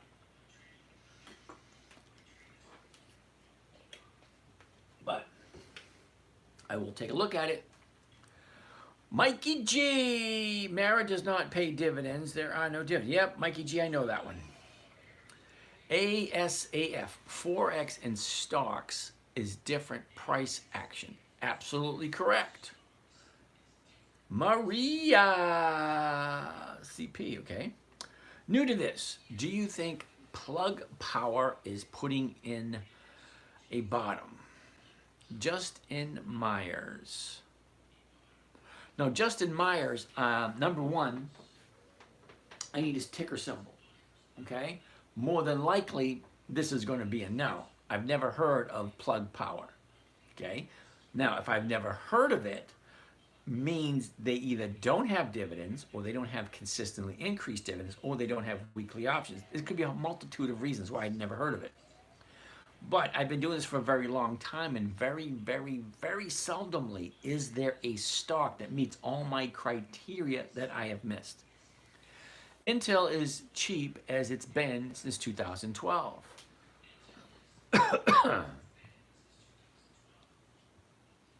I'm missing some questions. CP, would I buy Intel? Okay, would I buy Intel at this time? No. The only reason, now, I just went over this. Intel is at a bottom here, and I don't know what kind of a bottom that is. Is this just temporary? Or tomorrow, which starts a new week, is either going to be higher or it's going to be lower? I'm hoping it goes higher, because if it's higher, I might be into it on Tuesday. Caden, nice to see you here, Caden. Stock price, stock pickers love stocks with dividends. Okay. Damon, Macy's, careful look at bid and ask price. I would wait. BO, make any call. Okay. Oh, BRKB all the way. Back again, huh? Thoughts on DIN? Dine Brands Global, huge dividend. Now, BRK all the way, B all the way, and you and I have had conversations before. Usually never turning out in your favor because you like certain things that I just don't. And we disagree on certain things. Like this one here, I've never heard of DIN. Okay, DIN is going to be a no. Okay, sorry. It is a monthly. Monthlies I don't like because they just don't pay the same. Now, I've said this many times. I have over 300 companies that I consistently track. Why would I add one that doesn't meet my criteria? Okay, now I haven't hardly ever, I've seen it once or twice, but I've been trading for 20 years, so in 20 years you get to see a lot of things. But hardly ever do I see a monthly optionable stock. It's going for 33. The closest one is a 35. That's going for 0. The 30 are going for 225. You're losing money. And I still got to carry it for 2 weeks. And if I miss, I got to carry it for another 4 weeks. Yeah, I just don't like monthlies. They just don't pay, in my humble opinion. Sean, what's your average hold time? A few minutes? No. Okay, Sean, I basically jump in Monday morning. Ideally, in a perfect world, I would be out Friday afternoon. Perfect world. Not happening. Every once in a while, I'll hold a stock 1 week, 2 weeks, 3 weeks, so on and so forth. So far this year, the longest I've held anything, that would be AEO, American Eagle Outfitters. I bought it April 1st. I still have it. Now, I still get dividends on it I still collect premiums on it every single week. Okay? So the money is consistently coming in. Joy, hey James, is this IEP safe to invest? Now, Joy, we just looked at IEP a couple of minutes ago. Okay, I'm not quite sure if you've seen IEP. IEP. Okay, that's Carl Icahn's crap. I say that because if we go back and look at the dividends, okay, historical data, okay, We want to look at dividends only, because dividends will give me an idea of how consistently profitable they are. Okay? Now, if you're investing your money into a company, let's say hypothetically speaking, year number one, okay? Year number one, they give you 49 cents a share for profits. Okay, let's say you have a couple 100,000 shares. Okay, that's 4,900 bucks. Wonderful. Next couple of years down the line, now they're giving you 10 cents a share. Well, they just cut your dividend by 75%. Does that sound like a good company to you? And here's another thing. December 1993, they were paying 12 cents a share. They paid nothing in 94, 95, 96, 97, 98, 99, 2000, 2001, 2002, 2003, 2004. 11 years they didn't pay any dividends whatsoever. In 2005, they decided to pay dividends again. Now they're paying 10 cents a share. They cut the dividends again. So I can't get behind a company that continuously cuts their dividends. Because what does that mean? If a dividend is a portion of the profits, let's say you have let's say you have 100% profit. Okay, you take 100% of the profit and you take 5% of that profit and you give it to the shareholders. Okay, great, that's 5%. Now, if you make X amount, well, you get X amount times 0.5%. Great. That's a certain number you start out with. If that number keeps decreasing year after year or a couple of years, then that means the company's not as profitable. Okay, let's take a look at the way that it should look, in my humble opinion. Okay. Now, let's take a look at this. In 2005, they were paying 8 cents per share. Then there was 9, 10, 11, 13, 16, 20, 23, 28, 31, 36, 39, 42, 46, 51, 56, 62, 68, 75. That's consistently going up. That tells me that company is consistently profitable. Why would I put it in IEP if their dividends are continually decreasing? No, sorry. There's way too many companies that increase consistently. Why would I do a company that's not making profits consistently? So it's a no. Sorry. In my humble opinion. I'm not telling you what to buy. I'm just saying I would never do it because the dividends are going the wrong direction. Why would I put my money? That's like throwing good money. You ever hear that expression? Stop throwing good money after bad. Okay, if you put money into a company that's losing, not increasing, staying still, not moving forward, yeah, that's not a good investment, in my humble opinion. MOS. Sheila likes MOS. I like MOS also. Hi there. You did not send me the program to make money. You told me about it 5 hours ago. Dude, I am so sorry you got scammed. I really am. All right, now, when I say, part of the disclaimer, okay, at the very beginning of my show, I always go with this disclaimers. I'm saying, hey, I'm not a financial planner. I'm not a stock analyst. I'm basically a nobody. The only license I have is a license to drive a car. That's it. I didn't go to college. I have no certificates. Okay, there are 27, okay, where is that camera? Right there. 27 scammers pretending to be me. So when I say, if you really want to contact me and you really want to talk to me, send me your phone number. I will give you a call. Now, if I give you a call and you don't answer, well, there's nothing I can do about that except for you leave me another number and I'll call you again. So I can't read your name, so I don't know what it is. And I do know for a fact I didn't talk to anyone today. Wait a minute. Did I talk to anyone today? It's Sunday. I tried calling someone, but they didn't answer the phone. I think that was spots gone. I tried calling this morning. Hey, MOS for next week, maybe. So I'm sorry that you got scammed out of a program. Like someone said they were going to send you 5 hours ago. That wasn't me. Okay, I wasn't online 5 hours ago. And a lot of you here will get an email, a text message, or some kind of an instant message from someone saying that they're me, but it's not. Okay, let's get one thing straight. I don't do cryptocurrency. I don't do Forex. I don't do futures. I don't do, what is that, peers trading? I don't do that either. I only do dividend stock investing. Also, I don't do WhatsApp, and I don't do, what was that, Telegram? Yeah, I don't do that. You want to talk to me? Talk to me here. All right? Sheila, MOS for the next week. That's Mosaic.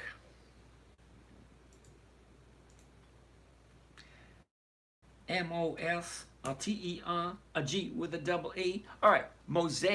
That's nice, steady to the downside. But what am I looking for? High, low, where was it? Where is it? What direction is it going? It kind of looks like it's channeling. Look at that. Nice little channel right there. We're gonna zoom into that in a little bit. But quick look at the chart, fine. Now let's look at the numbers. If I'm buying it tomorrow morning, 27.38. What's the closest strike price? Well, that would be the 27.50. And that's going for 96 cents. That's almost 3%. Okay. Well, let's take a look at the chart. High of the year, last year, 42.78. The bottom was recently, about a month ago, at 26.50. Look at the last 90 days. Okay? Last 90 days. Down, up, down, up, down, up, down, up, down. Well, it's not quite all the way down yet. So we got a little bit further to go down on this one before she turns and goes back up again. Because it's like a seesaw. Look at it. Down, up, down, up, down, up, down, up, down, up. That's, stocks go down, stocks go up. That's all they do. They do not stop and help you fix a flat tire on the side of the road. Okay? They do not water your plants or trim your hedges when you're not home for the weekend. They don't do anything other than go up and come down. Go up and come down. That's all they do. The ideal thing is to catch them when they come down. Because if you're down here and the thing jumps up, you say, hey, time for profits. Take your profits. Boom. Now you're down here. Ooh, nice. Let's jump in again. Great. Time for profits. Whoops. Time to jump in. Time for profit. Same thing. Over and over and over again. So let's take a closer look. Last 30 days. The last 30 days will give me a good idea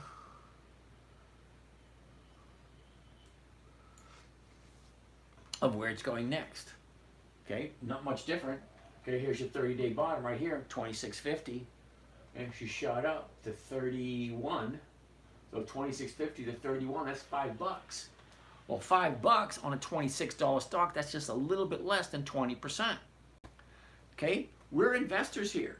We buy, we sell. We're here for a profit. We're not here because we like doing something for nothing. No, we're here to try to make a safe, predictable, consistent investment on our money so our money will grow, so our life will be easier when we retire. Kind of complicated way of saying I want cash flow from my investments because that's what I want. Okay, so from the 30-day bottom, she jumps up almost 20%, comes down a little bit, goes up again, it comes back down. Yep, she should, hypothetically, should come down a little bit more before she turns around and goes back up again. So Mosaic is another one of those companies I'm going to write down for us to take a gander at during the week. Because I like Mosaic. Again, 50 years of increased dividends. They are a dividend king. CP, Sean, T, the goal is to hold a week. Okay, something like that. Yes, sir, I am new. Well, Joy, how are you? Thanks for the answer. You're welcome. IEP, all right, now I gave that my opinion on Joy 3 times on IEP. Yeah, no, no, and no. Malaysia also can. Okay. Joy, okay, fine. Okay, thanks. Try CMB. Gee, we looked at CMB. Okay, Joy. Drazik, what's happening? Okay, Joy, I did look at, wait a minute. Carl Icahn makes himself richer mostly. Yeah, probably. But if you think about it, if you're going to invest in a company, don't you want to know that the company's consistently profitable? And if it's consistently profitable, James, do you think the market will recover from Friday tomorrow? I honestly couldn't tell you. honestly could not tell you. We will find out in the first couple of minutes as soon as the market opens in the morning. Okay, we will go from there. All right, so Carl Icon, yeah, we got that one. All right, so Joy, I already looked at CMBT. CMBT.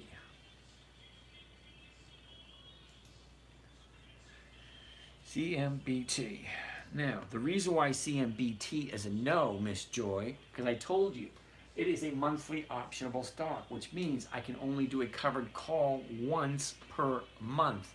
Once per month comes to 12 times per year.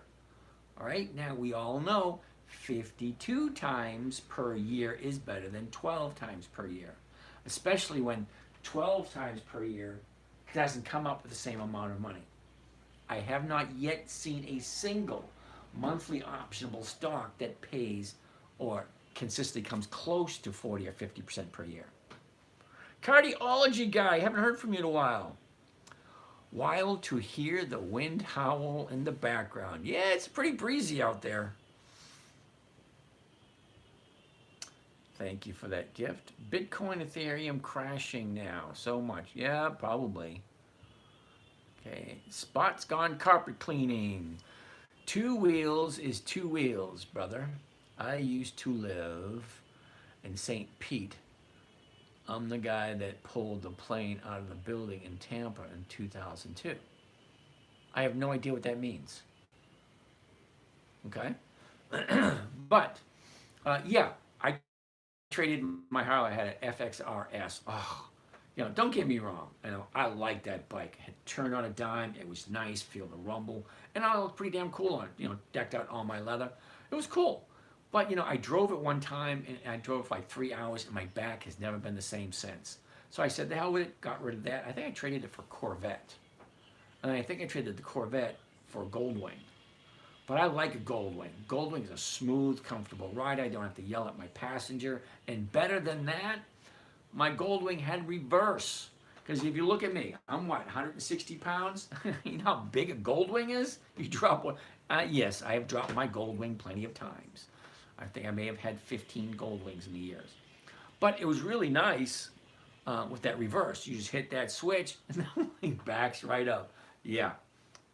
It's a little embarrassing trying to back up a bike and you can't do it because it's just too damn big. Joy, thanks. You're welcome.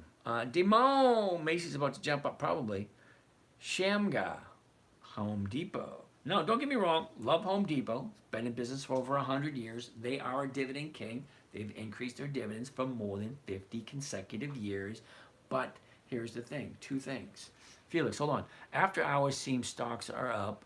Does it indicate a direction for tomorrow? Unfortunately, it doesn't. Okay, after hours and pre-hours, total different rules.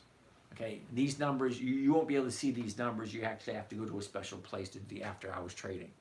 But let's stick with the Home Depot. At the moment, this is where Home Depot is, 355. Okay, the 355 is going for 605. That's well over 1%. Great. Okay, now let's take a look at the numbers. A year ago, 326, bottomed out at 274. That was back at the end of October. Got a double high at the end of March at 396. Okay, last 90 days. She's up, she's down, up, down, up, down, up, down, up. Now she's coming to the downside. Okay, last 30 days. Okay, that's pretty clean. That's pretty clean. Pretty clean, cut, dry, plain to see. She goes up, okay, 30-day bottom, 30-day top, pulls back, shoots back up, pulls back down again. She should be coming back down a little bit further. Should be. Is that guaranteed? Nope, not guaranteed at all. It just goes on, you know, the laws of physics and you know, what do they call that? A teeter-totter. Goes up, it goes down. It goes up, it goes down. It goes up, it goes down. That's all it does. Up, down, up, down. So if the 30-day high is 275 and she's coming down, right now she's at 255. That's a $20 drop. Okay, $20 drop sounds like a lot, but on a $300 stock, not even. All right, that's Home Depot. Okay.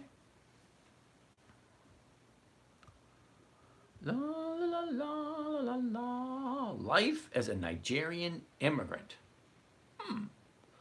3 gift badges. Cool beans. Gotta love it. Dimon, cool beans. Life as a Nigerian. Thank you kindly for that. Number 44, cool beans, cool beans, cool beans. Larry, how you doing? Construction, how you doing? Intel eliminated dividends in the 4th quarter. Well, let's see. INTC. For May, August, June, July, August. So hypothetically speaking, if we look at the dividend list for Intel, Intel pays February, May, August, November. February, May, August, November. February, May, August. Okay, it hasn't posted yet, so let's see if they actually have. If they are going to be paid, because if they are, it's going to be in the next couple of days.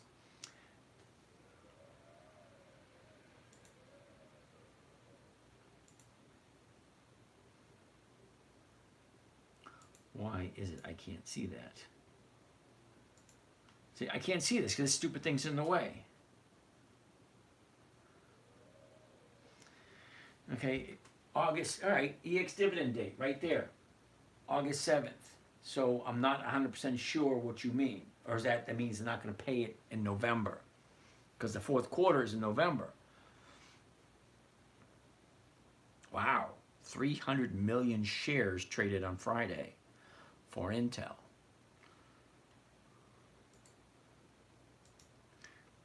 INTC. Okay, so here we are with Intel right here. Okay, 30 days ago we're at 32, high of 37, drops down here to 21. That's a big drop. Okay, more than likely this thing is going to move up on Monday, tomorrow. How hard was it to set up your calendar? Laurie, it's not hard at all. You can go anywhere to pick up a calendar. Okay, you can go to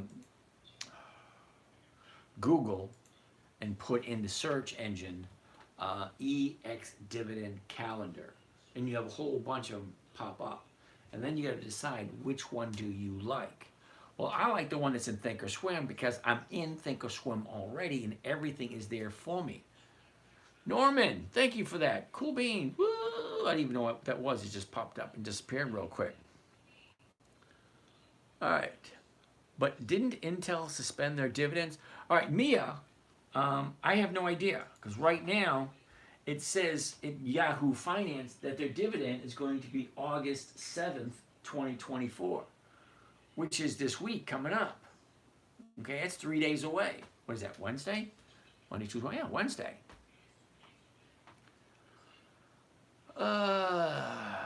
Justin Myers, VGR. VGR, what the heck is VGR? Okay, let's do VGR. VGR. Yeah, it's no for 2 reasons. Okay, Justin Myers. Felix. James, can you teach beginners how to read those candlesticks on the charts? Oh, Felix, that's easy. Give me 1 second. All right, Justin Myers, 2 reasons VGR is a no. Okay, really, they're really plain and simple. They just jump out at you. Number 1, it's a monthly. I don't do monthlies. They just don't pay the same. If you had a choice, a list of stocks A that pay weekly options, okay, which would allow you to do 52 covered calls per year, gaining you roughly around, what is that, 50 to 70% per year with weeklies, or doing monthly, which can average anywhere between 1 and 2% each time. So what is that, 12 to 24% per year? So 24% per year, 50% per year. Okay? I like weeklies. I don't like monthlies. The numbers just don't work. They just, not for me. If you like them, fine. Second reason is at the high of the year. Yeah, I don't do the thing. Buying it high, waiting it to go high. Yeah, no, I don't do that. Sorry. Okay, so somebody wanted to take a look at how to read the charts, the candlesticks more specifically. All right, when you're looking at a candlestick, what are you going to see? You're going to see a few things, okay? It looks like a candle, all right? It's either going to be solid red, solid green, hollow green. There's no real big difference between solid and the hollow, okay? That's number one. Okay, number two, you're going to see a bunch of lines. One, we call them the wicks. See, the wick. Okay? So the wick on the bottom, it's either going to be long or it's going to be short. But the tip of the wick represents the low of the day. Okay? The very bottom, the low of the day. Okay? The top of the wick represents the high of the day. All right?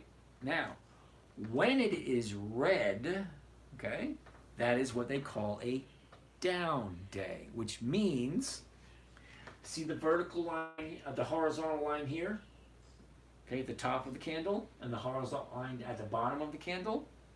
On a red day, the top represents the opening price of the day. Okay, that's what it opened up at. And down day means she opened up and then she dropped and then she closed at the bottom of the wick. Bottom of the candle. Okay, so you have the bottom of the wick, top of the wick. Bottom of the candle, top of the candle. Okay, a hollow red, same thing. Okay, high of the day, low of the day, opening, close. Now the green, basically the exact opposite. Okay. Same thing. You have a wick at the top, at the bottom, and a wick at the top. Okay, the bottom wick is the low of the day. Top of the wick, the high of the day. Now, a green day is an up day. So the bottom horizontal line, okay, represents the opening price of the day, 11:13. The top horizontal line represents the closing price of the day. So there's four things you gotta know. Opening, high, low, close. Okay? 4 numbers. High of the day is top wick. Low of the day is the bottom wick. Okay? On a red day, the opening is the top horizontal. The close of the day is the bottom horizontal. Okay? A green day or an up day, the bottom is the opening, the top is the close. Okay? That's the candles. Okay, while we're doing this, we might as well teach you the other ones too. Bar chart, here we go. This one looks a little confusing, but it's the exact same. Okay, top and bottom of the wick, low of the day. Top of the wick, high of the day. Horizontal line on the left, opening of the day. Horizontal line on the right, the close of the day. Okay, green day, exact same. Top of the wick is the high, bottom of the wick is the low. Horizontal line on the left is the opening, horizontal line on the right is the close. Okay, opening, open, close, high, low. All right, you got that, Felix? Denzel, how are you today, Denzel? All right, let's go back to what I was. All right, there we go. Next. But didn't Intel suspend their... All right, as far as I know, Intel's paying a dividend on the 7th of this month. VGR is a no, sorry. And CP saying they're suspending their dividends in the 4th quarter. It doesn't make me happy. No more Intel dividend. Okay, but here's the thing. Will I take Intel off my list? That I haven't really decided yet. Okay, it does have name recognition. It does have some value to it. But I'll have to weigh the pros and cons about whether or not I should keep it. When do you sell the underlying stock? When it hits my target price. Let me give you a quick reasoning to what do I mean by that. All right. Now, anytime you buy a stock, that is your, let's call it your entry fee to the game. All right? So whether you buy Macy's, this is the one we're looking at now, the current price is $16.09. So whether you buy it at $16.09 or 17 or 18 or 20, wherever you jump on the merry-go-round is your price. Okay, so tomorrow morning, if I buy it, I'm going to be looking to buying it at $16.09. Right? That will be my purchase price. When I want to exit, well, I want to do a covered call, and I would be looking at the 16s. So as long as the stock is above 16 come Friday, well, I will be out on Friday. If it's below 16 on Friday, well, then I will keep the stock. I will keep the premium that they pay me. And then I'll take it into next week and do the exact same thing. And I will do that every single Monday until it hits my $16 or higher strike price to get out. Because rule number one is never buy something you don't want to hold, you don't mind holding long term. Rule number two, never sell at a loss. Drazik. Intel said it will suspend its dividend starting in the fourth quarter and reduce its headcount by more than 15%. Well, kind of makes sense. PKD, I hope that answered your question. Okay, I only sell my stock when they hit the target. Intel seasonality is flat to 28. Okay, got it. Johnny, do you do one-on-one teaching or programs to learn how to do this stuff? Yes, I do. Send me a DM with your number. I'll give you a call. We'll chat and see how I can help you out. Life of a Nigerian immigrant. That's a huge dump. Hopefully we got to the bottom. Well, we don't know where the bottom is until it introduces itself to us. It takes 12. Hold on. How are you better off on margin? I didn't say that. Wouldn't percentage-wise be worse because you have to pay margin interest? Okay, so it takes 12, no 1. Okay, you weren't really paying attention. Okay, when I say I make it, okay, hold on a second. Drazik, what was the consensus on Apple dividend payable on September 12th? Drazik, we haven't looked at Apple yet. We're going to look at that in a little bit. Right now, I'm going to answer this question over here. Now, I mentioned nothing at all being better off on margin or not. I say don't use margin until you understand it and understand the risks. Okay, so let's do a quick trade. Felix, have you ever been a teacher? You have the patience. Actually, my childhood dream was to be a teacher. It was. Until I found out they wanted me to go to school for 7 years, get underpaid, underappreciated, undervalued, and then I said, no, thank you. All right, so let's do a quick trade, and then you'll see a few things, all right? Malaysia also can please update me. All right, plug. All right, it takes 12, not 1. Okay, let's take a look. We're going to do a quick little trade, and I'll show you how it works. Okay, I like Macy's. I do. I like Macy's at 16. Okay, the current price, $16.09. I like it. So, let's take a look. Now, we already looked at the chart. We don't need to look at it anymore. I'm going to change it to a covered call. All right? Now, by clicking this right here, gives me a whole bunch of different strategies. Okay? So you have single, which you can buy the stock, sell the option. You have vertical, back ratio, calendar, diagonal, straddle, strangle, covered, synthetic, collar, blah, blah, blah, all that stuff. We're going to do just covered because it is the simplest, it is the safest. Now remember when I say I created this trading strategy for my 9-year-old daughter, it had to be simple, safe, predictable, consistent, in no way that she could lose.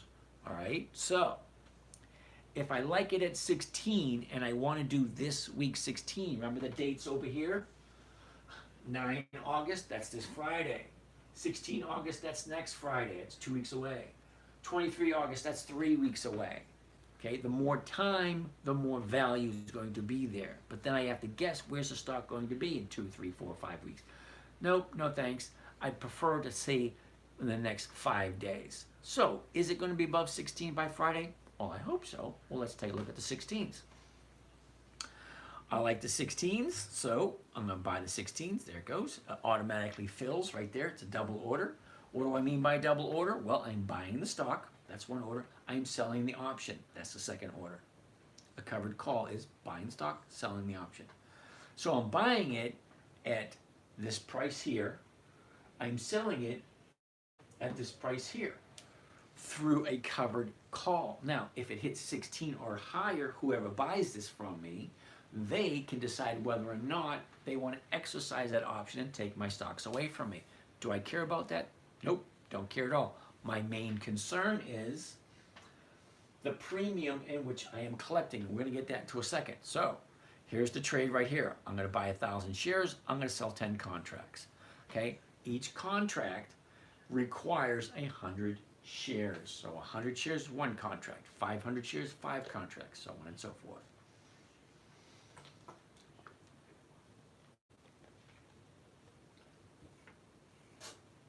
All right. I'm going to hit confirm and send. What pops up? This is the actual order. As soon as I hit that button, send, it goes directly to the market maker and he fills the order. If I send it in now, when the market maker turns on his computer first thing in the morning and he does all his numbers, this will most likely fill. But let's go through the numbers and see what it looks like. First thing I always tell everyone is the order right here, read it out loud. Your eyes can deceive you. Okay, hear it, read it, speak it. Does it sound right? All right, here's the trade. Buy 10 covered Macy's 100s. Those are the weeklies. 9 August 24. That's this coming Friday. The $16 call. This is what we talked about. I liked Macy's at 16. See the number right there? 1609. I like it at 16. Okay? 1556, that's the purchase price limit order to open to open. Why does it say to open to open? Well, because there's 2 trades here. One, trade number 1, I'm buying the stock, 1,000 shares of Macy's. That's trade number 1. Trade number 2 is I am selling 10 contracts at $16. So if the stock is above 16 come Friday, next Monday I have all my cash back and I get to still keep that 1% or that 2%, whatever I collected. Next we're going to take a look at right here. Okay, it's called break even stock price. 1556. That's the break even. So anything over 1556 is going to be profit. 1557, 1558, so on and so forth. Right now, the stock is at 1609, and it's at a bottom getting ready to turn to go back up. I have no problem whatsoever buying it at 16. Now, next line is maximum profit. Remember I told you safe, predictable, and consistent? Well, I'm going to know what I'm making off of this trade before I even do it. All right? I'm making $440. Right? What is it costing me? It's costing me $15,566. Okay. Now, let's bring the calculator out. Clear that.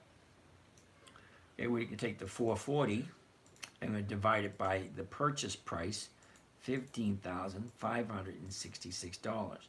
That's going to give me a grand total of 2.82% for the week. So if the stock is $16 on Friday, well, I made 2.8%. So what does it mean when it says covered call buy right? Is that you buy the stock and write the covered calls against it? That's exactly what it means. Buy right, covered calls, same thing. They always go by different names. It depends on who you work, who you're doing with. Okay, so this is my rate of return, 2.8% for a cash account. Now, let's do the equation if it was a margin account. Okay? The profit is still the exact same, $440. But on a margin account, 50% of that money is mine, and 50% of that money belongs to the broker. broker's house, which in this instance, it would be Charles Schwab. So I'm borrowing that money from Charles Schwab. And I'm borrowing it at 8% per year. So I would never tell anyone to use margin, excuse me, unless you can consistently get at least 16% per year. Because if you're borrowing money at 8, you have to pay that 8% back.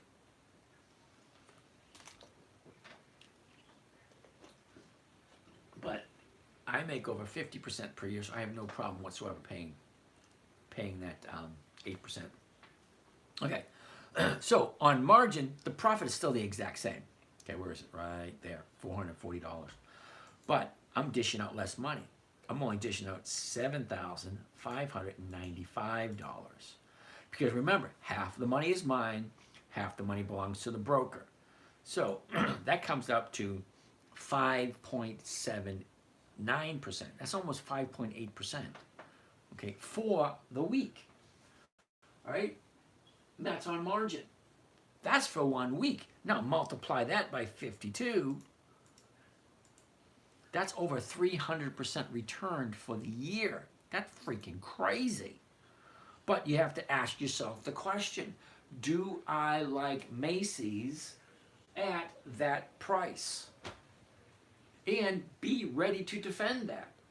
Be ready to say, yeah, I like it at 16. I have no problem buying it at 16. I am willing to hold it at 16 for as long as it takes until it hits that target price of over 16. Right? Never buy something you don't want to hold long term. Never sell at a loss. Make sure there's plenty of increased dividends and weekly options. And then make sure the numbers work. Well, the numbers work very fine for Macy's. And that's one of the reasons why Macy's has been my favorite stock this year.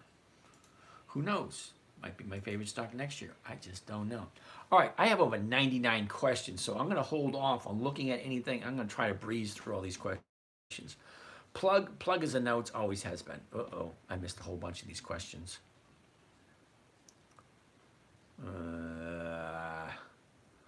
Cole's looking interesting.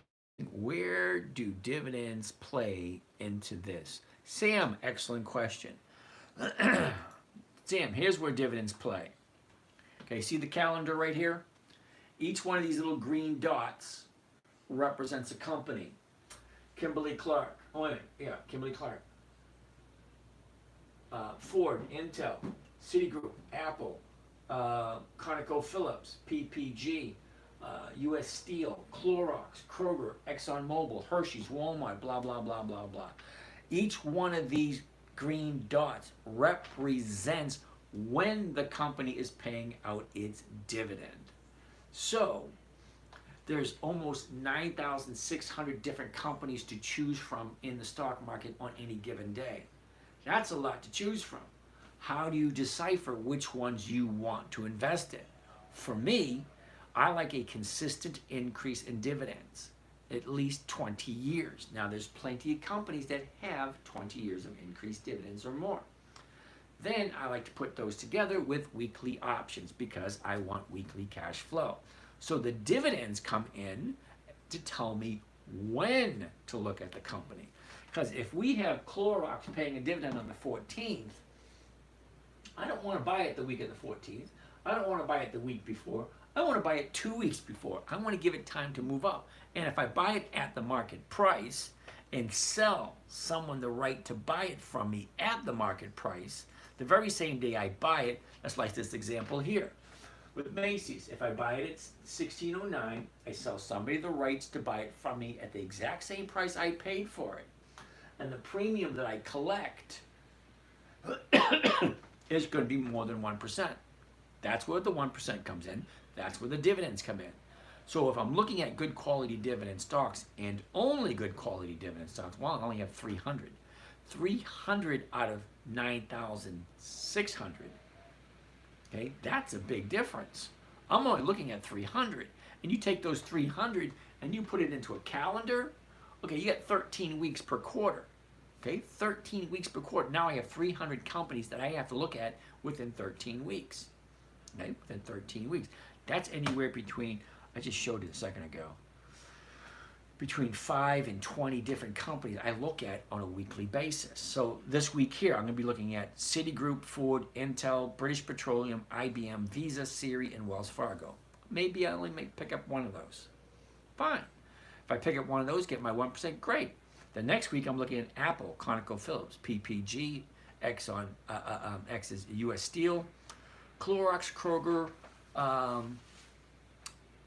ExxonMobil, Hershey's, RTX, and Starbucks and Walmart. Okay, so I pick up one. One of those pays me 1%. I'm only looking for 1% per week.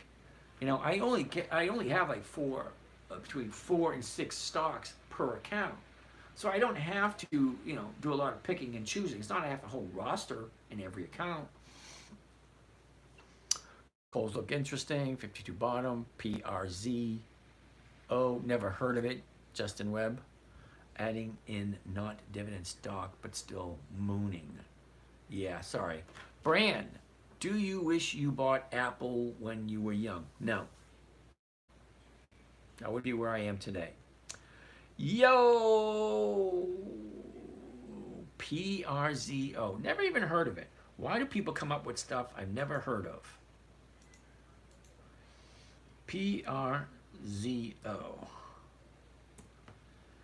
No options, that's a no. Sorry, just in time. You have to hold it how long to get a dividend? 2 days. Stanley, Tumchi, is Surrey worth it with the volatility?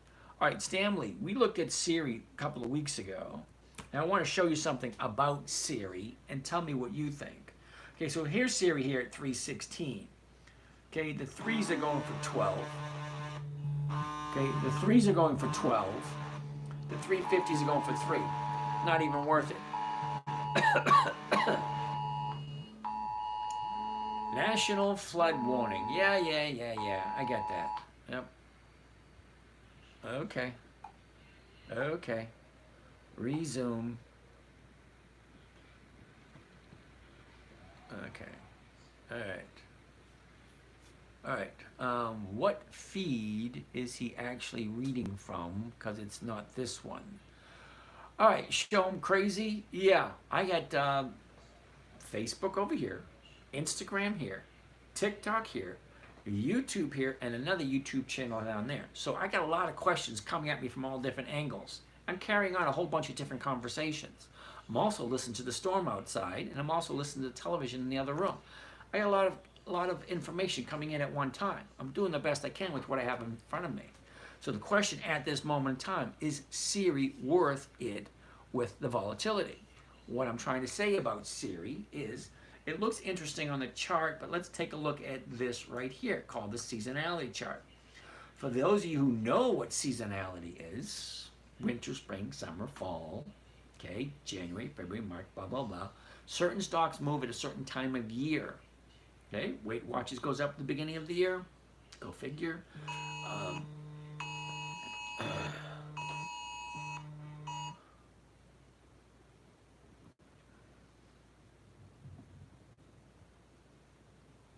Sorry about that. Got interrupted by one of those emergency warnings.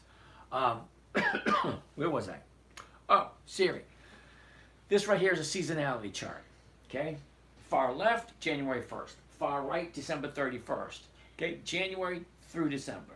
The blue line represents the movement this year. Red line represents the movement for the past 10 years. You see that big, huge spike right up there? Okay? This big, huge spike right here. Okay, we traded Siri right in this time frame right here. Okay, where she jumped up. That's where we were. Okay, we took it up high and then she dropped. Well, now she's in a little bit of a downturn. Why do I want to look at Siri? Stocks move for certain reasons. Why? Don't know, don't really care. All I want is the predictability. If it's done it 10 years in a row, more than likely it's going to do it year 11, year 12. It might not. Now this is just historical performance. It's not guaranteed. But it is an indicator that I like to look at. How does a stock normally work this time of year? And this time of year,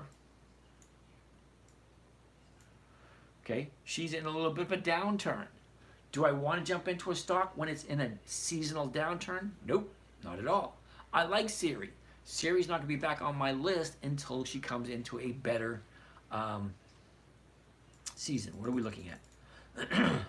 Probably in the fourth quarter. Because look at the third quarter. Third quarter she drops.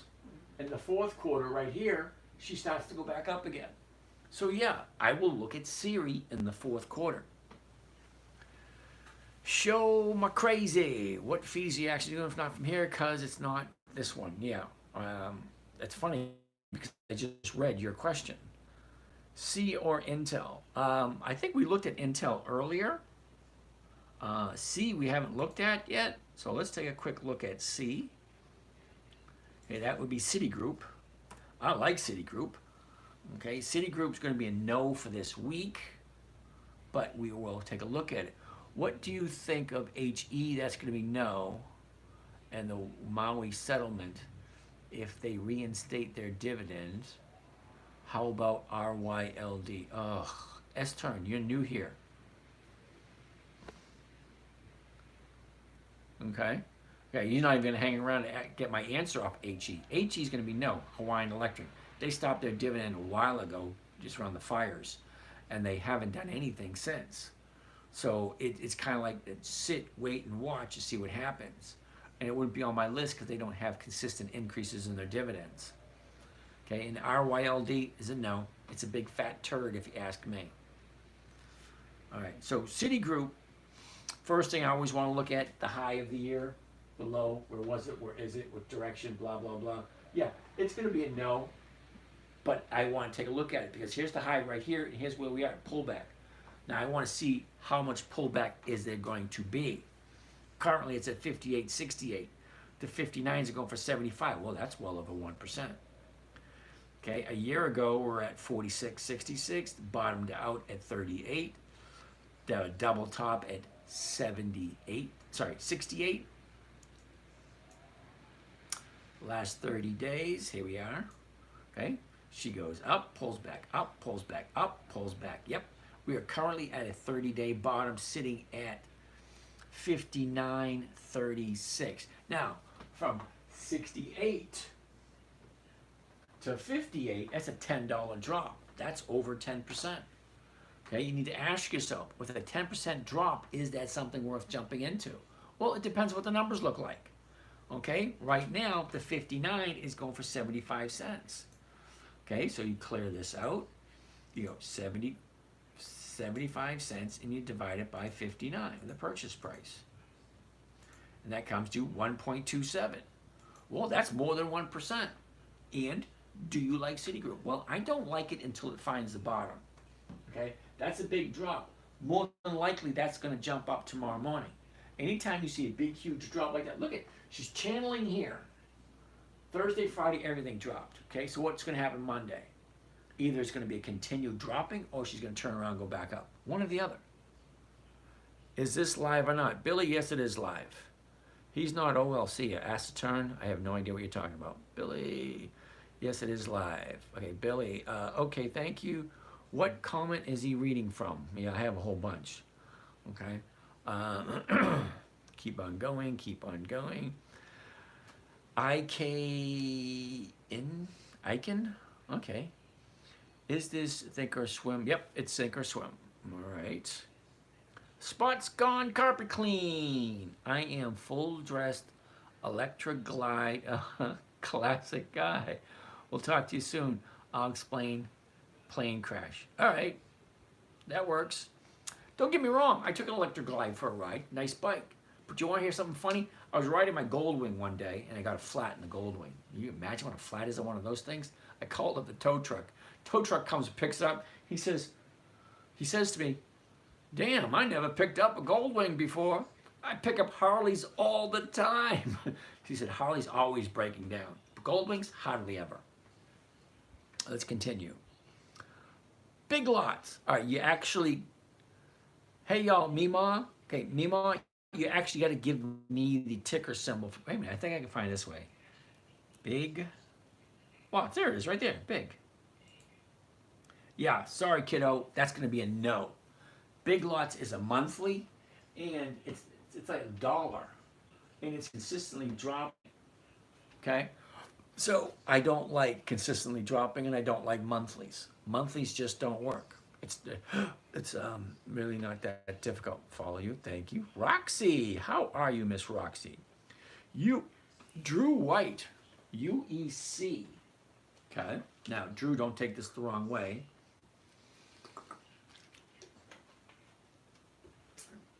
Don't take this the wrong way, but when I say, what the hell is that? Usually means I've never traded it before, which means it's not on my list. So, Uranium Energy Corporation, they do have monthlies, weeklies. Okay, fine. Let's see how often they increase their dividends, because that will give me an idea of that will give me an idea how profitable they are. And here's a big issue I'm having. There are no dividends in the selected time period, which means if the company doesn't have any dividends, why am I looking at it? Okay, sorry, Drew. Samson, how do you feel about, is that right? TLT calls. I thought I said TIT calls. TLT. What the heck is TLT? TLT. iShares ETF. iShares ETF. Okay. Let's put that in here. TLT. And see how often they pay dividends. Okay. Damn.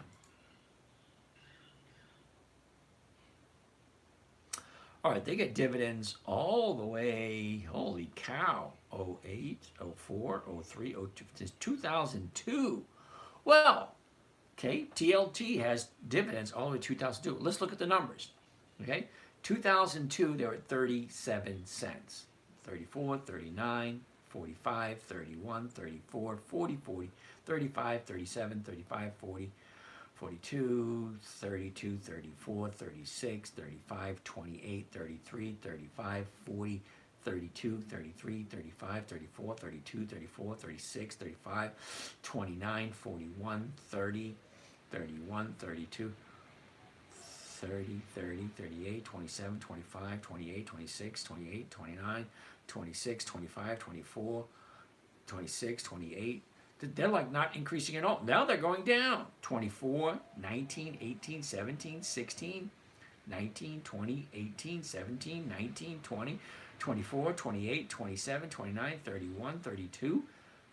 There's no consistency in the increasing this whatsoever. Now, don't get me wrong.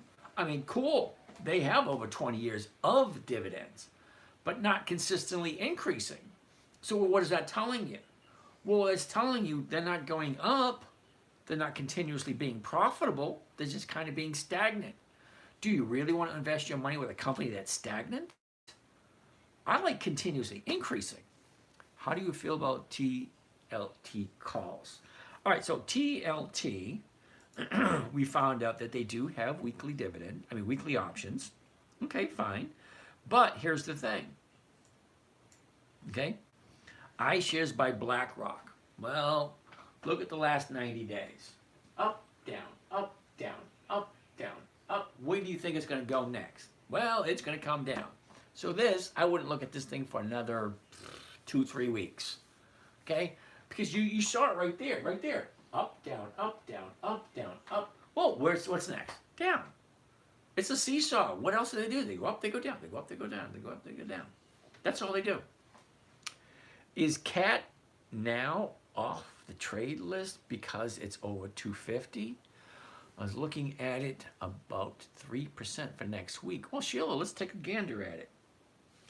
I like Caterpillar, but I don't do stocks over 250. Sorry. CP, Mima, Big Lots is a penny stock. It's a no. Thank you, CP. So, cat, you say, Miss Sheila. Okay, first thing I always want to see, high, low, where was it, where is it, what direction is it going? This is where it is now. Look at that big drop. I want to take a look at that and see how it reflects. Now, even though I don't do stocks over 250, some of you guys might do it. So 321.50, the 322s are going for $9. Cool beans. So let's take that out. Let's move this over to here. Let's clear this out of the way. Let's try the 320s. 1035. 1035.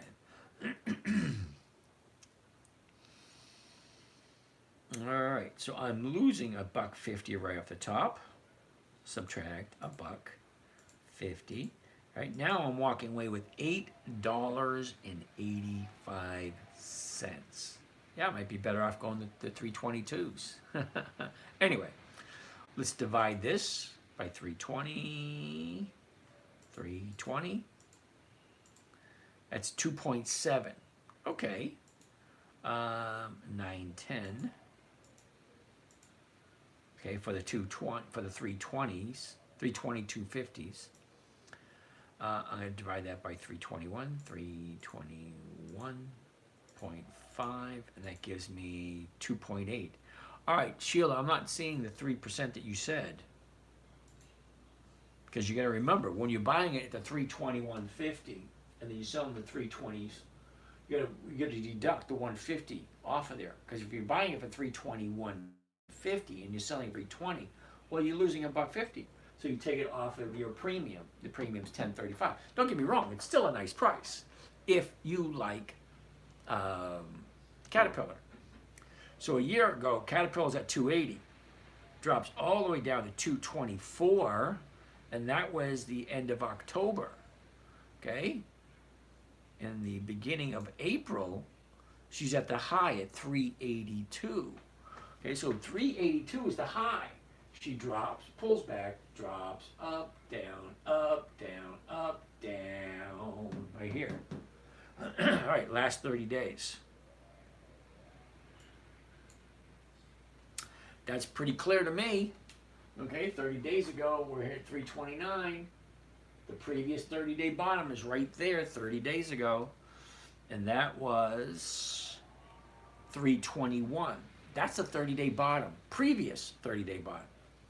She shoots up a week later, now she's at 369. So she goes from 321 to 369.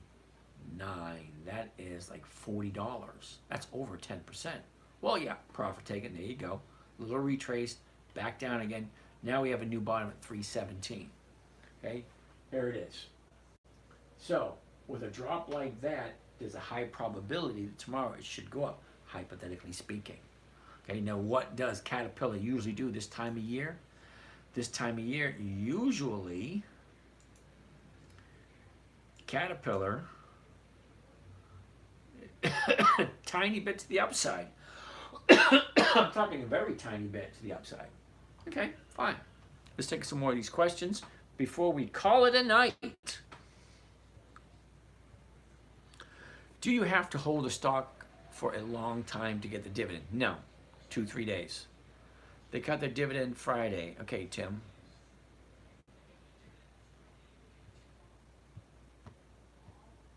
What the heck? All right, questions. Asia down so much because they were humping the last 50 years. No kids to buy stuff. Okay.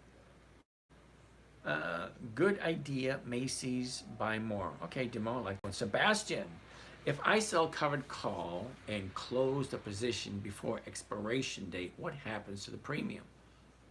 All right, here's the thing, Sebastian. If you jump in Monday morning, okay? Okay, if you jump in Monday morning, buy the stock, sell the option, all right? That premium goes into your account at that very instant. Means you can do anything you want with it. Here's the thing. You cannot sell that stock until you release it. That becomes a lien on your stock. That's basically what it is. Sebastian, you keep the difference between if you cut the loss less than you sold the open. Yep, well, basically that. Or you pay the difference if you buy a close. Okay. Rich Bruner, what did you retire from? Working for other people. You don't want to use someone else's money and get in trouble. No, you don't. So I always suggest people do not do margin money until you understand it. Okay, don't even put real money into this until you understand it, until you get good at it. That's why I always suggest people use a paper trading account. Now, I've been trading for over 20 years. I still have a paper trading account because there are some trading strategies that I haven't tried yet that I want to try, but I don't want to risk any real money. Okay, the market's been around for over 400 years. It ain't going anywhere. Okay, if you don't do anything this week, wait till next week. Wait till the week after. Know what you're doing before you do it. Especially beginning and starting out. Yep. Okay. Hayes, what happens after 5 days if you don't do anything? Okay, Hayes, you got to be more clear about what that question means. Now, when I say I buy stocks on Monday and I sell the covered call for this week, which is 9 August, which is this Friday, which is 5 days, that means I'm sitting with some stock on Friday afternoon before the close trying to figure out what to do next. So if I buy on Monday, buy the stocks on Monday, sell the covered calls on Monday, Friday they expire. So at 3 o'clock on Friday, I want to see what my positions are doing and what's going to happen to them if it goes this way, if it goes that way. Okay, that's why the morning trading group, it's Monday, Tuesday, Wednesday, Thursday at 9 o'clock, and we're there until you guys are done asking questions. I will stay on there for as long as you want to ask questions. Great. Way to get your questions answered. That's what you're paying for. To be there, have your questions answered, and to watch live trading and ask questions. All right, Friday, we jump on at 3. Because at 3 o'clock, it gives us an hour. It gives plenty of time for everyone to go through their positions to make sure that they're profitable and they're not losing anything. That's why we do it on 3 o'clock on Friday. Coach Joe, futures down big, so I wouldn't do that now. Okay. Wildcat, if it doesn't hit the call price and expires, do you just set up another call option immediately? Yeah, usually on Monday to the next Friday. Yep. Such a cool live stream. Well, thank you for that. Like it at 15 or 14. Not quite sure what we're talking about, but I'm assuming that's going to be Macy's. That's the only thing that we've looked at that are close to that number. Should I buy Macy's now? Or Rosari? I can't tell you that one because I don't know anything about you. If you want to really get my opinion, okay, you can give me a call. Or you can drop your number in the chat and I'll give you a call. Bubbles OMJ. Bubbles, how are you doing? Albert, hey dude, what do you think about Rebound? I have no idea who Rebound is. You are so smart and so gracious for sharing your knowledge. Laura, you're welcome. But Laura, you haven't asked me any questions. I appreciate the compliment, thank you, but I'm kind of waiting for a question there. All right, it says, edits ONG, though I'm Tyron no 2. Okay, that doesn't make any sense to me, sorry. All right. Ram Canal, him, okay. G, when do you bail on a stock, or do you ever care because it's a dividend king? Ooh, gee, good question. I'm a firm believer on doing what I say and not, do as I say, not as I do. No, doing as I do. Anyway, I'm a firm believer. Buy a good stock, never sell it at a loss. Okay? I held Target from 135 all the way down to 102, back up to 135. And it hurt going down from 135 down to 102. Yeah, that was a little uncomfortable. But she went from 102 back up to 135. I finally got out and I barely broke even. I think I may have lost some on that one because I lost a big fat chunk when she jumped up 16 points overnight. They call that a black swan event. All right, so we have a few more questions before we call it a night. JP Morgan Ram, huh? JP Morgan.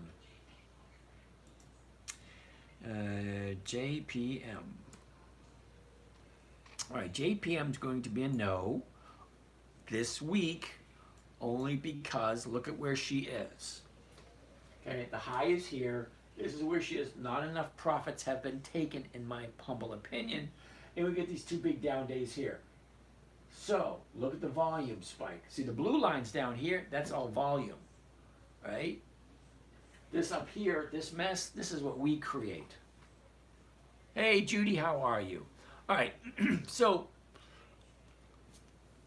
JPM 198.80. Okay, the 200s are even going for 250.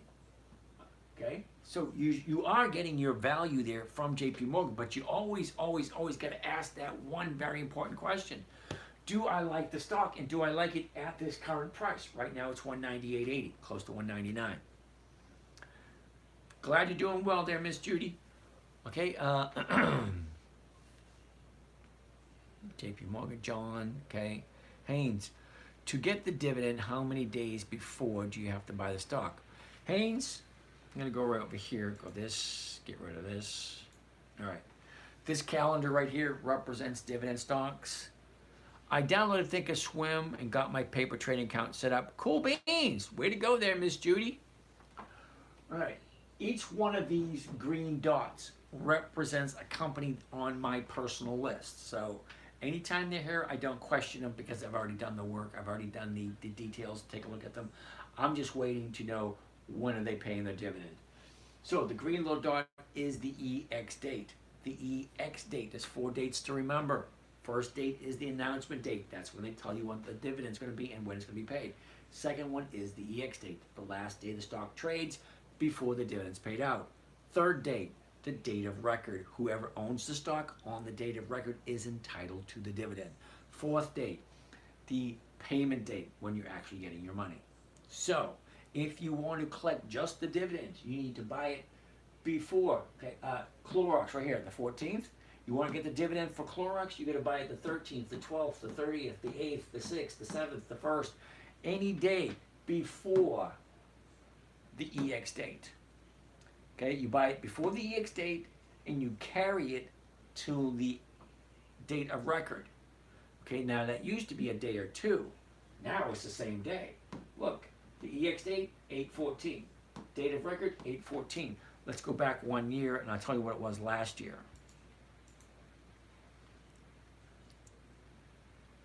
Come on. Okay. Okay, Caterpillar, same stock. EX date, 7/19. Date of record, 7/20. This year they changed it. But you still have to buy it before the EX date and hold it past the date of record. To get the dividend, how many days? All right, we did that one. Can I ask what platform you're using? That is Thinkorswim behind me. Like where do I go? What do I use to get this information? User 5043. Your best, easiest, fastest way right through here, the 10-minute trader. Okay, let me read a couple things. Simple, safe, predictable, 1% per week. Live nightly training, 9 p.m. Eastern Standard Time. It says right there. Okay, all the information. Come down a little bit further. About us. Well, actually, it's about me. If you are looking to strike it rich overnight, I'm reading it right here, word for word. If you're looking to strike it rich overnight, this ain't it. My main focus is simple, safe, predictable, and consistent 1% per week. That's over 50% per year. See, it's written right there. If it's written in black and white, it must be true. No, never believe everything you see on the internet. Always do your own research, do your own due diligence. Hey, right next to it, the video, no risk trading explained. Just click on the video and it'll take you to my YouTube site, which has bunches of videos going all the way back 12 or 13 years. Investing your own money shouldn't be difficult. Stop making it more complicated than it needs to be. Seriously, this was created for a 9-year-old. You guys are all over the age of 18. It should be simple. Here's how it should be simple. You ready? First thing you want to do, look at the calendar. Oh, tomorrow is, what is tomorrow?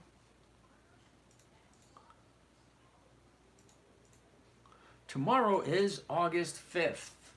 Okay, what dividend stocks do we have up for consideration this week? Well, 2 weeks out. Chevron, Aflac, Target, Walgreens.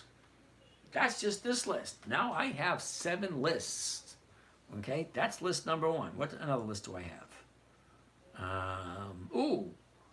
Calendar spreads, dividend aristocrats, dividend champions, dividend contenders, dividend kings. My ETF holding list. Ooh, that's a nice one.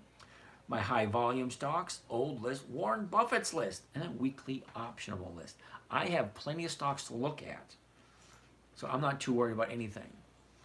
Like, where do I go? All right, I just showed you that, the 10-minute trader. Dakota Frank. I know you said that you don't like monthlies, but what about PSEC? 13% yield. Oh my goodness, PSEC is a big fat turd. Let's just do this one more time. You ready? Dakota Frank. We're going to show you a big fat turd called PSEC. All right, trade. PSEC. Number one, it is a monthly optionable stock. What does that mean? That means I can only do dividend capture. No, wait a minute. It's late. It's almost time for me to call it a day. I'm going to turn into a pumpkin. A monthly optional stock means I can only do it once a month. That's 12 times a year. The numbers usually just don't work. At this moment in time, it's at 533. Okay? What is the 533 going for? The 5 is going for, what is that? What? Can you read that? It says 0. It's going for 0. If I'm buying at this price, selling that, I'm getting nothing. Why the hell would I do it? But wait, it gets worse. Let's see how much worse it gets. Okay. We're going to go to Yahoo Finance, put in PSEC, P-E-C. Okay. So let's take a look at the dividends PSEC has been paying. All right, you ready for this? Judy! Thanks, I'd be a good looking pumpkin. All right, so PSEC, or P-S-E-C, has been paying dividends since 2004. Okay, so let me read some of these to you and you tell me what you think. So 2004 was 10 cents. 2005, 13 cents. Ooh, that's promising. Then it went to 15. Then it went to 20. Then it went to 28, 30, 34, 38, 39. Ooh, this is looking good. 39, 40, 41. Uh-oh. 2010 was at 41. Then it dropped down to 10. That's a 75% drop in dividend. Why the hell would I want this company? But wait, it gets worse. 10 cents. It was at 10 cents from 2010 to 2012. Okay? 2012, it went to 11 cents. Okay? Okay, it stayed at 11 cents until 2015. That's 3 years of no increases. But wait, it still gets better. In 2015, it went from 11 cents down to 8 cents a share. And it stayed at 8 cents a share all the way until 2017. And what happened next? They decreased the dividend again to 6 cents a share. And it's been at 6 cents ever since. So, let me ask you this question, Mr. Dakota, or Miss Dakota, whatever it is. Why would you put your money into a company that is consistently losing money?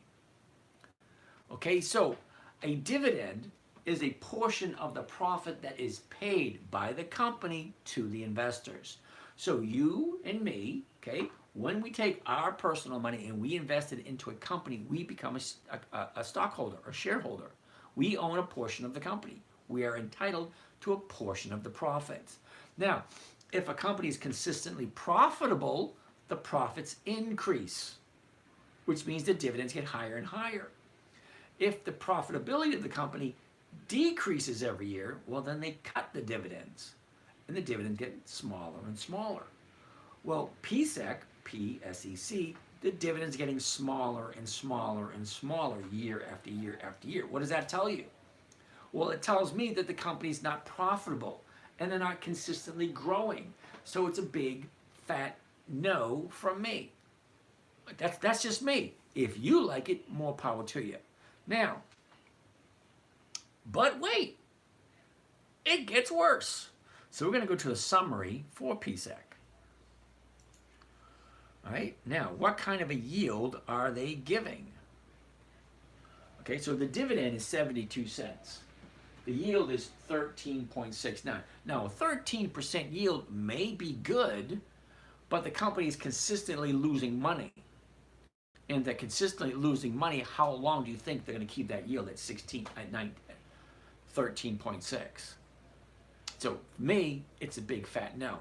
Now, if I'm showing you how to get a safe, predictable, consistent 1% per week, that comes to over 50% per year.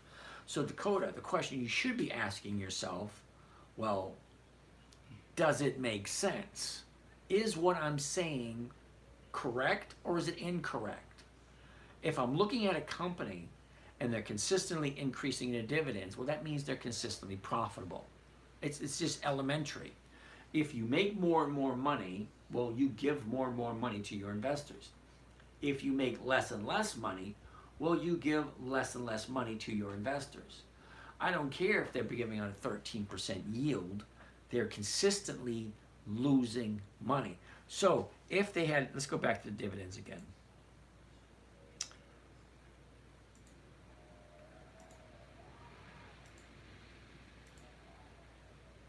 Okay, so 2024, the dividend is 6 cents.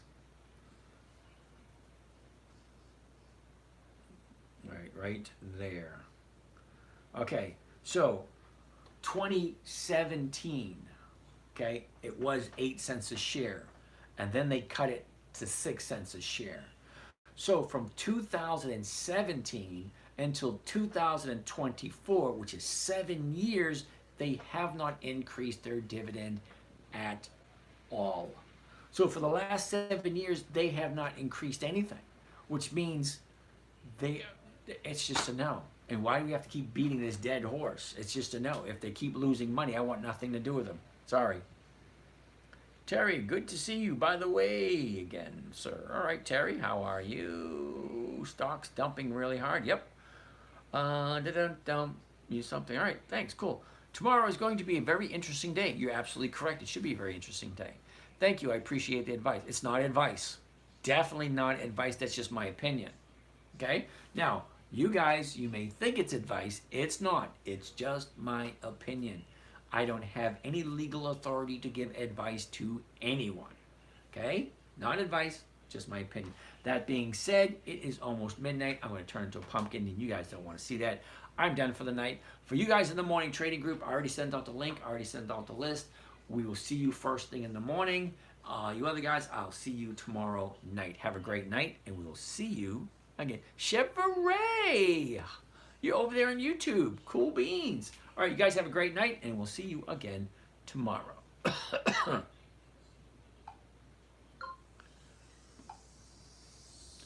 Done over here.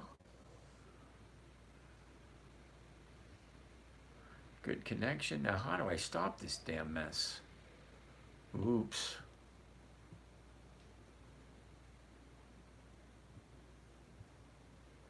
I don't know how to turn this damn thing off. That's weird.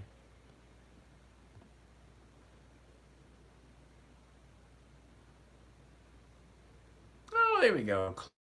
Close. There it is. Dang, did I miss it? Sorry, dude, I'm here every night, 9 until 11:30. It is 11:53. Catch me again tomorrow night, dude. Sorry about that.